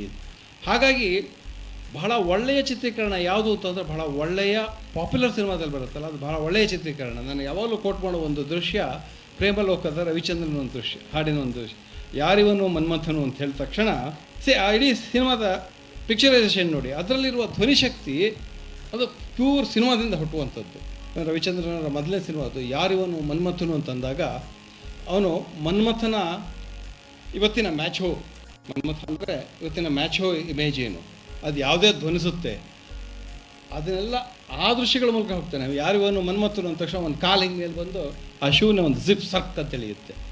ಅದಕ್ಕೂ ಮನ್ಮಥನಿಗೂ ಸಂಬಂಧ ಇಲ್ಲ, ನೇರವಾದ ಸಂಬಂಧ ಇಲ್ಲ. ಆದರೆ ನಿಜವಾದ ಅರ್ಥದಲ್ಲಿ ಮ್ಯಾಚೋ ಸಂಸ್ಕೃತಿಯನ್ನು ಹೇಳುವಂಥದ್ದು ಈ ಶೂ. ಯಾಕಂತಂದರೆ ಅದು ನಮಗೆ ಕೌಬಾಯ್ ಸಿನಿಮಾಗಳಿಂದ ತೊಗೊಂಡಿದ್ದೀವಿ, ಇವತ್ತು ನಾವೆಲ್ಲ ಇದರಿಂದ ತೊಗೋತಾ ಇದ್ದೀವಿ. ಸೊ ಮ್ಯಾಚೋ ಎಲ್ಲಿ ಹುಟ್ಟುತ್ತೆ, ಈ ಇಮೇಜಿಂದ ಹುಟ್ಟುತ್ತೆ. ಆಮೇಲೆ ನಕ್ಷರ ಒಂದು ಕ್ಯಾಪ್ ಹಾಕುತ್ತಾನೆ ಹೀಗೆ, ಅದು ಮನ್ಮಥ ಅಲ್ಲ, ನಮ್ಮ ಕಾನ್ಸೆಪ್ಟ್ ಆಫ್ ಮನ್ಮಥ ಅಲ್ಲ. ಹಾಗೆ ಕಟ್ತಾ ಅವನು ಇವತ್ತಿನ ಕಾನ್ಸೆಪ್ಟ್ ಆಫ್ ಮನ್ಮಥ ಏನು ಅನ್ನೋದ್ರ ಬಗ್ಗೆ ಹೇಳ್ತಾ ಒಂದು ಹೊಸ ಅರ್ಥವನ್ನು ಕೊಡ್ತಾನೆ ಆ ಸಾಹಿತ್ಯಕ್ಕೆ. ಅದು ನಿಜವಾದ ರೀತಿಯಲ್ಲಿ ಕಟ್ಟಬೇಕಾದ ಕ್ರಮ. ನಮ್ಮ ಸೊಕ್ಕಾಲ್ಡ್ ಆರ್ಟ್ ಸಿನಿಮಾ ಆ ಥರ ಕಟ್ಟೋದಿಲ್ಲ. ಹಾಗಾಗಿ ನಾನು ಹೇಳೋಕ್ಕೆ ಹೊಟ್ಟಿರೋದು ಬೇರೆನೇ. ಈ ಅನಂತಮೂರ್ತಿಯವರ ಕಥೆಯಲ್ಲಿರುವ ಇದೆಯಲ್ಲ ಅದು ಕಷ್ಟ. ಆದರೆ ನಾನು ತಾಯಿ ಸಾಹೇಬದಲ್ಲೂ ಬಳಸಿದ್ದೇನೆ. ಸುಮ್ಮನೆ ಅವಳು ಬೆನ್ ಸವರ್ತಾ ಇದ್ದಾಗ ಅಲ್ಲೆಲ್ಲೋ ಒಂದು ಕಡೆ ಸಣ್ಣ ಲೈಂಗಿಕ ಇದನ್ನು ಅಭಿವ್ಯಕ್ತಿಗೊಳಿಸ್ತಾ ಹೋಗುತ್ತೆ. ಅದು ದೃಶ್ಯಕ್ಕೆ ನಿಲುಕುವ ವಿವರಣೆ. ಆಮೇಲೆ ದೃಶ್ಯಕ್ಕೆ ನಿಲುಕುವ ವಿವರಣೆ ಸಿನಿಮಾದ ಒಂದು ಕೃತಿಯಲ್ಲಿ ಹುಡುಕೋದಿದೆಯಲ್ಲ ಅದು ಆ ಸಿನಿಮಾದ ಗಟ್ಟಿತನವನ್ನು ನಮ್ಮಲ್ಲಿ ಎಷ್ಟೋ ಸಲ ಮಾತಲ್ಲಿ ಹೇಳ್ಬಿಡ್ತೀವಿ ಎಲ್ಲವೂ. ಸೀರಿಯಲ್ ಬಗ್ಗೆ ಇರೋ ದೊಡ್ಡ ಆಕ್ಷೇಪ ಏನು ಅಂತಂದ್ರೆ ಎಲ್ಲವೂ ಅವರು ಮಾತಲ್ಲಿ ಹೇಳ್ಬಿಡ್ತಾರೆ. ಅವರಿಗೆ ಈ ಭಾಷೆ ಇದೆಯಲ್ಲ ಅದ್ರ ಬಗ್ಗೆ ತೀರಾ ಗೌರವನೇ ಇಲ್ಲ, ಎಲ್ಲವೂ ಮಾತಲ್ಲಿ ಹೇಳ್ಬಿಟ್ರೆ ಆಗೋಯ್ತು ಅಂತ. ಅದು ಅಲ್ಲ. ದೃಶ್ಯಶಕ್ತಿ, ದೃಶ್ಯ ಮಾಧ್ಯಮವನ್ನು ದುರ್ಸ್ಕೋದ್ರು, ಅದು ದೃಶ್ಯ ಶಕ್ತಿಯನ್ನು ನನಗೆ ನೀವು ಇನ್ನೊಂದು ಮಾತು ಹೇಳಿದ್ರಿ, ಅದು ನಟನಿಗೆ ಆ ಶ್ರೇಯಸ್ಸು ಸಲ್ಲಬೇಕೋ ನಿರ್ದೇಶಕನಿಗೋ ಅಂತ. ಸಿನಿಮಾದಲ್ಲಿ ನಟನಿಗೆ ಯಾವ ಶ್ರೇಯಸ್ಸು ಸಲ್ಲಬೇಕಾಗಿಲ್ಲ ಅಂತ ನನ್ನ ಅನುಭವ. ಯಾಕೆಂತಂದರೆ ರಂಗಭೂಮಿಯ ಥರ ನಟನೆಯ ಮೂಲಕ ನಟ ತನ್ನನ್ನು ಅಭಿವ್ಯಕ್ತಗೊಳಿಸ್ತಾನೆ. ಒಬ್ಬ ಒಳ್ಳೆಯ ನಟ ಅವನ ನಟನೆಯನ್ನು ಹೇಳುವಾಗ ಕ್ಯಾಮ್ರಾ ರೈಟ್ ಪ್ಲೇಸಲ್ಲಿದ್ದು, ರೈಟ್ ಆ್ಯಂಗಲಲ್ಲಿದ್ದು, ರೈಟ್ ಲೆನ್ಸಲ್ಲಿದ್ದು, ರೈಟ್ ಮೂಮೆಂಟಲ್ಲಿ ಇಲ್ಲದಿದ್ದರೆ ಆ ಅಭಿನಯ ದಾಖಲಾಗ್ತಿರೋದು. ಅಭಿನಯ ಒಂದು ವೇಳೆ ವೀಕ್ ಆಗಿದ್ದರೆ ಒಬ್ಬ ಸಮರ್ಥ ನಿರ್ದೇಶಕ ಇದ್ದರೆ ಆ ಅಭಿನಯವನ್ನು ಕವರ್ ಮಾಡೋದು ಹೇಗೆ ಅಂತ ನನಗೆ ಗೊತ್ತು. ಅವನು ಅದನ್ನು ಕವರ್ ಮಾಡಿ ಸತ್ಯಜಿತ್ ರೈ ಅವರು ಎಲ್ಲ ನಟರು ಅದ್ಭುತರು ಅಂತ ನಾನು ತಿಳ್ಕೊಂಡಿಲ್ಲ. ಆದರೆ ಸತ್ಯಜಿತ್ ರೈಗೆ ಗೊತ್ತಿತ್ತು ಆ ಆ್ಯಕ್ಟಿಂಗ್ ಹೇಗೆ ಬಂದರೆ ಜನಕ್ಕೆ ತಲುಪುತ್ತೆ. ಅವನು ಎಲ್ಲೋ ಒಂದು ಕಡೆ ವೀಕ್ ಆಗಿದ್ದಾಗ ನಟ ಸರಿಯಾಗಿ ಮಾಡ್ತಿಲ್ಲ ಅಂತ ಇವ್ರು ಮೂಮೆಂಟ್ ಕೊಡ್ತಾರೆ. ಎಷ್ಟೋ ಸಲ ನೋಡಿರ್ಬೋದು, ಅನೇಕ ವೇಳೆ ಸತ್ಯಜಿತ್ ಅವರ ಮೂಮೆಂಟ್ ಏನಿದೆ, ಚಲನೆ ಏನಿರುತ್ತೆ, ಅದು ಬರೀ ಚಲನೆ ಆಗಿರೋದಿಲ್ಲ, ನಟನಿಗೆ ಒಂದು ರೀತಿಯಲ್ಲಿ ಅಭಿವ್ಯಕ್ತ ಮಾಡೋದಕ್ಕೆ ಸುಲಭ ಹೋಗಿಕೊಟ್ಟಿರ್ತಾರೆ. ಇನ್ಫ್ಯಾಕ್ಟ್ ನಾವೇ ಒಂದು ಸಲ ಸಿನಿಮಾ ಮಾಡ್ತಾ ಇದ್ದೆ, ರಘುವೀರ ಅದೇ ಹಾಕ್ಕೊಂಡು, ಅವನಿಗೆ ಮಾತು ಮರ್ತೋಗ್ತಾ ಇತ್ತು, ಕನ್ನಡ ಅವ್ರಿಗೆ ಬರ್ತಿರ್ಲಿಲ್ಲ, ಮಾತು ಮರ್ತೋಗ್ತಾ ಇರೋದು. ಅವ್ನು ಭಾಳ ಪಳಗಿದ ನಟ. ಅವ್ನು ಏನು ಮಾಡೋದು ಅಂತಂದರೆ ಅದೇನೋ ಮಾತು ಮರ್ತೋದ ತಕ್ಷಣ ಆ್ಯಕ್ಷನ್ ಮಧ್ಯೆ ಅದೇನು ಮಾಡಿದ್ದೆ ಕೇಳ್ದಂಗೆ ಮಾತು ಮರ್ತೋಯ್ತು. ಅದಕ್ಕೆ ಕೆಳಗಡೆಯಿಂದ ಒಂದು ಪೇಪರ್ ತೊಗೊಂಡಂಗೆ ಮಾಡಿದೆ, ನೀವು ಡಬ್ಬಿಗೆಲ್ಲ ಸರಿ ಮಾಡ್ಕೊಳ್ಳಿ ಅಂತ. ಅವ್ನು ಹೇಳೇ ಇರಲ್ಲ, ತಲೆ ಕೆಳಗಿರೋದ್ರಿಂದ ಅವ್ನಿಗೆ ಗೊತ್ತಿರುತ್ತೆ ಇಲ್ಲಿ ಏನು ಬೇಕಾದ್ರೂ ಡೈಲಾಗ್ ಹಾಕೋಬೋದು ನೀವು ಅಂತ. ಸೊ ಈ ಥರದ ಕೆಲವು ಬುದ್ಧಿವಂತಿಕೆಲ್ಲ ಮಾಡ್ತಾ ಇರ್ತಾರೆ. ಅದು ಹಾಗಾಗಿ ಅದು ನಾನು ಯಾವಾಗಲೂ ಹೇಳೋದು, ಅದು ಸಿನಿಮಾದ ಶಕ್ತಿ. ಸಿನಿಮಾದಲ್ಲಿ ನಟನೆ ಒಬ್ಬ ಸರಿಯಾದ ಲೆನ್ಸ್ ಇಲ್ಲದೆ ಇದ್ದರೆ, ಸರಿಯಾದ ಆ್ಯಂಗಲ್ ಇಲ್ಲದೆ ಇದ್ದರೆ, ಅವನು ಎಂಥ ಅದ್ಭುತ ನಟ ಆದರೂ ಅವನ ಪ್ರತಿಭೆ ಬರೋದಿಲ್ಲ. ಅದು ದಾಖಲಿಸುವ ಕ್ರಮದಲ್ಲಿ ಅವನ ನಟನೆ ಇರುತ್ತೆ. ಆದ್ದರಿಂದ ಒಂದು ಸಿನಿಮಾದಲ್ಲಿ ನಟನೆ ಚೆನ್ನಾಗಿದ್ದರೆ ಅದರ ಶ್ರೇಷ್ಠ ಸ್ಕ್ರಿಪ್ಟಿಗೂ ಹೋಗಬೇಕು ಮತ್ತು ಛಾಯಾಗ್ರಾಹಕನಿಗೂ ಹೋಗಬೇಕು ಅಂತ ನಾನು. ಆಮೇಲೆ ಇದ್ರ ಜೊತೆಗೆ ಇನ್ನೊಂದಂದರೆ ಅಲ್ಲಿ ಸಿನಿಮಾಕ್ಕಿರುವಂಥ ದೊಡ್ಡ ಒಂದು ವರ ಅಂದರೆ ಸೌಂಡು. ಸಿನಿಮಾದಲ್ಲಿ ಸೌಂಡ್ ಇದೆ, ಸಾಹಿತ್ಯ ಪುಸ್ತಕದಲ್ಲಿ ಸೌಂಡ್ ಇಲ್ಲ. ಇಲ್ಲಿ ಒಂದು ಸೈಲೆನ್ಸು, ಸಿನಿಮಾದಲ್ಲಿ ಒಂದು ಸೌಂಡ್ ಇದೆ. ಅಲ್ಲಿ ಅದರ ಮೂಲಕ ಒಂದು ಕ್ಲೋಸಪ್ ಇದ್ದರೆ ಆ ಕ್ಲೋಸಪ್ಪಿಗೆ ನೀವು ಸ್ವಲ್ಪ ದುಃಖದ ಸೌಂಡ್ ಕೊಟ್ಟರೆ ಅವನು ದುಃಖದಲ್ಲಿದ್ದಾನೆ ಅನಿಸುತ್ತೆ. ಅದೇ ಸ್ವಲ್ಪ ಕಾಮಿಡಿ ಸೌಂಡ್ ಕೊಟ್ಟರೆ ಅದೇ ಮುಖನೇ ಅದ್ಭುತವಾದ ಕಾಮಿಡಿ ಮಾಡಿದ್ದಾನೆ ಅಂತಲೂ ಅನಿಸ್ಬಿಡ್ಬೋದು. ಅಂದರೆ ಈ ಸೌಂಡು ಭಾಳ ದೊಡ್ಡ ವರದಾನ ಸಿನಿಮಾಕ್ಕೆ. ಹೀಗಾಗಿ ಸಾಹಿತ್ಯದಲ್ಲಿ ವ್ಯಕ್ತ ಹೇಗೆ ಅವ್ಯಕ್ತವನ್ನು ಉದ್ದೀಪಿಸ್ತದೋ, ಸಂಗೀತದಲ್ಲಿ ಶ್ರಾವ್ಯ ಹೇಗೆ ಅಶ್ರಾವ್ಯವನ್ನು ಉದ್ದೀಪಿಸ್ತದೋ, ಹಾಗೆ ಸಿನಿಮಾದಲ್ಲಿ ದೃಶ್ಯ ಅದೃಶ್ಯವನ್ನು ಉದ್ದೀಪಿಸ್ತದೆ. ಮೂರರ ವ್ಯಾಕರಣಗಳು ಬೇರೆ ಬೇರೆ ಅಷ್ಟೇ. ಕಾಣೋದ್ರ ಮೂಲಕ ಕಾಣದೇ ಇರೋದನ್ನು ನಮ್ಮಲ್ಲಿ ಇವೋಕ್ ಮಾಡೋದು. ಸಾಹಿತ್ಯ ವ್ಯಕ್ತದ ಮೂಲಕ ಅವ್ಯಕ್ತವನ್ನು ಇವೋಕ್ ಮಾಡ್ತದೆ, ಸಂಗೀತ ಕೂಡ ಕೇಳುವುದರ ಮೂಲಕ ಕೇಳದೇ ಇದ್ದದ್ದನ್ನು ಇವೋಕ್ ಮಾಡ್ತದೆ. ಸೊ ಸಿನಿಮಾ ಬಹುಶಃ ಆ ರೀತಿ. ಆದರೆ ಈಗ ಒಂದು ಪ್ರಶ್ನೆ ನಾನು ಅಂದರೆ ನಿಮಗೆ ಅಂತಲ್ಲ ಇದು ಸಿನಿಮಾ, ಯಾಕಂದರೆ ಇಲ್ಲೆಲ್ಲ ಸಿನಿಮಾ ಪ್ರೇಮಿಗಳಿರ್ತಾರೆ, ಅವರಿಗೆ ಒಂದು ಜೆನ್ವಿನ್ ಆದ ನನ್ನನ್ನು ಒಳಗೊಂಡು ಯಾಕೆ ಇಷ್ಟೊಂದು ಕಥೆಗಳು, ಇಷ್ಟೊಂದು ಕಾದಂಬರಿಗಳು, ಇಷ್ಟೊಂದು ಅದ್ಭುತ ಕಥನ ಪ್ರಪಂಚ ಒಂದು ಕಣಜಾನೇ ನಮ್ಮಲ್ಲಿರುವಾಗ ಯಾಕೆ ನಮ್ಮ ಮುಖ್ಯಧಾರೆಯ ಸಿನಿಮಾ ಅದು ಆ ಕಥೆಗಳನ್ನು ತಗೊಳಕ್ಕೆ ಹೋಗ್ದೇನೆ ಮತ್ತೆ ಕತೆ ಯಾಕಾಗತ್ತೆ, ಒಬ್ಬ ನಿರ್ದೇಶಕ ಕೂತ್ಕೊಂಡು ಕತೆ ಹೆಣಿದಾಗ ಅವನು ತನ್ನ ಹಳೆಯ ತನ್ನ ಸ್ಕಿಲ್ಗಳಿಗೆ ಅನುಗುಣವಾಗಿ ಕತೆ ಹೆಣಿತಾ ಇರ್ತಾನೆ. ಯಾಕೆ ಇರ್ಬೋದು ಅಂತ ನಿಮ್ಗೆ ಅನ್ಸುತ್ತೆ? ಯಾಕೆ ಕಥೆಗಳನ್ನು, ಯಾಕಂದರೆ ಇವರು ಪ್ರಪಂಚದಲ್ಲಿ ತುಂಬ ಮೆಚ್ಚುವಂಥ ಹಾಲಿವುಡ್ಗಳೇ ಕಾದಂಬರಿಯನ್ನು ಇಟ್ಕೊಂಡು ಕತೆ ಇಟ್ಕೊಂಡು ಸಿನಿಮಾ ಮಾಡ್ತವೆ. ನಮ್ಮ ಭಾರತದ ಜನಪ್ರಿಯ ವಾಣಿಜ್ಯ ಸಿನಿಮಾ ಯಾಕೆ ಇನ್ನೂ ಹೋಟೆಲಲ್ಲಿ ರೂಮ್ ಹಾಕ್ಕೊಂಡು ಅವ್ರು ಮತ್ತು ಕತೆಗೆ ಸಬ್ಜೆಕ್ಟ್ ಅಂತ ಹೇಳ್ತಾರೆ, ಭಯಂಕರ ಶಬ್ದ ಅದು. ಕತೆ ಅಂದರೆ ಏನೋ ಹ್ಯೂಮನ್ ಅಂತ ಅನ್ಸುತ್ತೆ. ಒಂದು ಸಬ್ಜೆಕ್ಟ್ ಇದೆ ಸರ್, ಚೆನ್ನಾಗಿದೆ ಸಬ್ಜೆಕ್ಟು ಅಂತಾರೆ. ನಮ್ಗೆ ಸಬ್ಜೆಕ್ಟ್ ಅಂದರೆ ಫಿಸಿಕ್ಸು, ಕೆಮಿಸ್ಟ್ರಿ, ಪೊಲಿಟಿಕಲ್ ಸೈನ್ಸು, ಅದು ಧಾರವಾಡದಲ್ಲಂತೂ ಅದೇ ನೆನಪಾಗುತ್ತೆ ಸಬ್ಜೆಕ್ಟ್ ಅಂದರೆ. ಹೀಗಾಗಿ ಆ ಸಬ್ಜೆಕ್ಟ್ ಅಂದ ಕೂಡಲೇ ಅದೇನೋ ಒಂಥರ, ಆಮೇಲೆ ಅದ್ರ ಬಗ್ಗೆ ಡಿಸ್ಕಷನ್ಸು, ಹೀಗಾಗಿ ಅದು ಒಂದು ರೀತಿ ಬಹುಶಃ ಒಳ್ಳೆ ಕತೆ ಆಯ್ಕೊಂಡ್ಬಿಟ್ರೆ. ಈಗ ನೀವು ನೋಡಿ, ಈಗ ಗಿರೀಶ್ ಅವರ 3 ದಾರಿಗಳು ಕತೆ, ಅದರ ನಿರ್ವಹಣೆ, ದ್ವೀಪ ಕತೆ ಅದರ ನಿರ್ವಹಣೆ, ಕನಸಂಬೆ ಕುದುರೆ ನೀರು ಅದರ ಆ 3 ಆ ಕಥೆಗಳಿಂದನೇ ಅವರ ಫಾರ್ಮಿಗೆ ಬೇರೆ ವಿನ್ಯಾಸ ಕೊಟ್ಟಿದೆ. ಅವರ ನಿರೂಪಣಾ ವಿನ್ಯಾಸ ಹೊಸದಾಗಿದೆ. ಈ ಸ್ಪಿಲ್ಬರ್ಗ್ ತಗೊಂಡ್ರೆ ಅವನು ET ಒಂಥರ ಮಾಡ್ತಾನೆ, ಕಲರ್ ಪರ್ಪಲ್ ಒಂಥರ ಮಾಡ್ತಾನೆ, ಟರ್ಮಿನಲ್ ಒಂಥರ ಮಾಡ್ತಾನೆ. ಅಂದರೆ ತಗೊಂಡಿರೋ ಕಥೆಗಳೇ ಆ ನಿರ್ದೇಶಕನ ನಿರ್ದೇಶನ ವ್ಯಾಕರಣವನ್ನು ರೀರೈಟ್ ಮಾಡೋದಕ್ಕೆ, ಪರಿಷ್ಕಾರ ಮಾಡೋದಕ್ಕೆ ಕೊಡ್ತಾರೆ. ಈಗ ನಿರ್ದೇಶಕ ಹೊಸ ಕತೆ ತಗೊಳ್ಳದೆ ನಾನು ಯೋಗರಾಜ್ ಭಟ್ರಿಗೆ ಓದೇ ಹೇಳ್ತಾ ಇರ್ತೇನೆ, ನೀವೊಂದು ಹೊಸ ಕತೆ ತಗೊಳ್ಳಿ ಸುಮ್ಮನೆ. ಮತ್ತು ಅದೇ ಯಾಕಂದರೆ ಈಗ ಯೋಗರಾಜ್ ಭಟ್ರದ್ದು ಏನಾಗಿದೆ, ಅವ್ರಿಗೆ ಅವರ ಡೈಲಾಗ್ಗಳದ್ದು ಒಂದು ರೇಂಜ್ ಇದೆ ಈಗ. ಸೊ ಅವರಿಗೆ ಡೈಲಾಗ್ ಬರೆಯುವಂಥ ಸನ್ನಿವೇಶಗಳು ಇಷ್ಟ. ಸ್ವಲ್ಪ ನಿರುದ್ಯೋಗಿ ಹುಡುಗ ಇದ್ದರೆ ಅವನು ಇಂಥದ್ದೆಲ್ಲ ಮಾಡಬಹುದು. ಸ್ವಲ್ಪ ಒಬ್ಬ ನಿರುದ್ಯೋಗಿ ನಾಯಕ ಬೇಕು ಆ ಥರ. ಅದು ಬಿಟ್ಟು ಅವರು ನಾಳೆ ಕರ್ವಾಲೋನೇ ತಗೊಂಡ್ಬಿಟ್ರೆ, ಅವ್ರಿಗೆ ಕರ್ವಾಲೋ ಭಾಳ ಇಷ್ಟ ಯೋಗರಾಜ್ ಭಟ್ರಿಗೆ. ಕರ್ವಾಲೋ ಅಂದರೆ ಕನ್ನಡದ, ಅಂದರೆ ಅವರು ಕರ್ವಾಲೋ ಮಾಡಿ ಅಂತ ಹೇಳಿದ್ರೆ ತಕ್ಷಣ ಹಿಂಗಾಗ್ತಾರೆ, ಹೌದು ಮಾಡಬೇಕು. ಯಾಕಂದ್ರೆ ಕರ್ವಾಲೋ ಅವರು ತಗೊಂಡ್ರೆ ಅವರ ನಿರ್ದೇಶನ ವ್ಯಾಕರಣ ಮತ್ತೆ ಪರಿಷ್ಕಾರಗೊಳ್ತಾರೆ, ಮತ್ತೆ ಹೊಸದಾಗಿ ಏನೋ ಮಾಡೋಕ್ಕೆ ಹೋಗ್ತಾರೆ. ಅಲ್ಲ, ನಿಮ್ಗೇನು ಅನ್ಸುತ್ತೆ ಅಂದರೆ ಈ ಮುಖ್ಯಧಾರೆಯ ಇದಕ್ಕೆ, ಅಥವಾ ಅದಕ್ಕೆ ಒಗ್ಗಿದ್ದೇ ಅಲ್ವಾ ಅದು ಕಥೆಗಳು? ನೀವಿಬ್ಬರು ಹೇಳ್ಬೋದು ಅದನ್ನು. ಯಾಕಂದರೆ ಒಂದು ರೀತಿ ನೀವು ಧಾರಾವಾಹಿಯ ಮೂಲಕ ಮುಖ್ಯಧಾರೆಯನ್ನೇ ನೀವು ರೀಚ್ ಆಗ್ತಾ ಇರೋದು. ಅದಕ್ಕಾಗಿ ನಾನು ನಿಮ್ಗೆ ಹೇಳ್ತಾ ಇರೋದು. ಯಾಕಂದರೆ ಧಾರಾವಾಹಿ ಕೂಡ ಯಾರು ಧಾರಾವಾಹಿ ನೋಡ್ತಾರೆ ಅವರೇ ಸಿನಿಮಾವನ್ನು ನೋಡೋದು. ಒಂದು ಸಂಕೋಚದಿಂದ ಹೇಳ್ಬೋದೇನೋ, ಕಮರ್ಷಿಯಲ್ ಅಂದರೆ ಯಾವುದು TRP ಜಾಸ್ತಿ ಇರುತ್ತೋ ಅದು ಕಮರ್ಷಿಯಲ್, ಮನರಂಜನಾತ್ಮಕ ಮತ್ತು ಮಸಾಲೆ ಇರುವಂಥದ್ದು ಅಂತ. ಆದರೆ ನಾನು ಅಂದ್ಕೊಂಡೆ ನಂದು ಅಷ್ಟು ಮಸಾಲೆ ಇರಲ್ಲ, ಅದು ಬೇರೆ ಥರ ಅಂತ. ಆದರೆ ನನ್ನದೇ TRP ಬಂದಿರುತ್ತೆ. ಹಾಗಾಗಿ ನಾನು ಮನುಷ್ಯನ ಘನತೆಯನ್ನು ಕುಗ್ಗಿಸದೇ ಇರೋದು ಯಾವ ದೃಶ್ಯ ಬೇಕಾದರೂ ಇಟ್ಕೋಬಹುದು ಅಂತ ನಾನು ಇದನ್ನು ಮಾಡೋದು. ಆ ಮನುಷ್ಯನ ಒಳಘನತೆಯನ್ನು ಅದು ಹಲ್ಲೆಗೆ ಮಾಡಿದಾಗ ನಾನು ಅದನ್ನು ಸಹಿಸೋದಿಲ್ಲ. ಆ ಥರದ ದೃಶ್ಯಗಳು ನನ್ನಲ್ಲಿ ಹೆಚ್ಚು, ನನ್ನ ಥೀಮು ಅದಾಗಿರುತ್ತೆ. ಅದಾಗಿದ್ದಾಗಲೂ ಅದಕ್ಕೆ TRP ಬರಬಹುದಾದರೆ, ನಿಮ್ಮ ಒಳ್ಳೆಯ ಕಥೆಗಳಿಗೆ ಸಿನಿಮಾಗಳಲ್ಲಿ ಯಾಕೆ ಬರಬಹುದು. ಆದರೆ 1970ರ ಸುಮಾರಿನಲ್ಲಿ ಕಾದಂಬರಿಗಳನ್ನ ಒಂದಷ್ಟು 70ರಿಂದ 80ರವರೆಗೂ ಬರೆಯೋದು ಬಿಟ್ಟರೆ, ಆಮೇಲೆ ಒಂದು ಗ್ಯಾಪ್ ಬಂತು ಅಂತ ನನ್ನ ಅನಿಸಿಕೆ.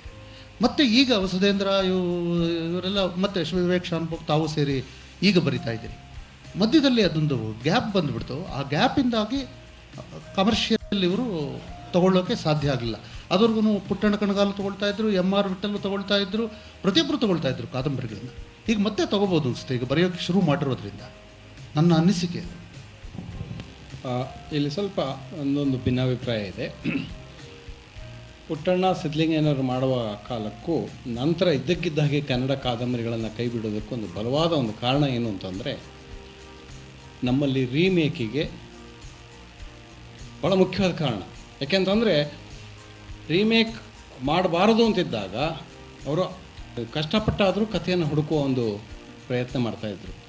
ಯಾವಾಗ ರೀಮೇಕಿಗೆ ಸರ್ಕಾರ ಸವಲತ್ತುಗಳನ್ನು ಕೊಡೋದಕ್ಕೆ ಶುರು ಮಾಡ್ತೋ ಅವಾಗ ಕಥೆ ಬೇಕಾಗಿರಲಿಲ್ಲ ಅವರಿಗೆ. ಅಲ್ಲೆಲ್ಲ ಅಕ್ಕಪಕ್ಕದಲ್ಲಿ ಯಾರು ನೋಡ್ತಾಯಿದ್ರು, ಅದು ತಗೊಂಡು ಮಾಡ್ತಾಯಿದ್ರು. ಸುಲಭ ಅಲ್ವಾ? ನೀವು ಕಥೆ ಯಾಕೆ ಓದಬೇಕು, ಕಾದಂಬರಿ ಯಾಕೆ ಓದಬೇಕು?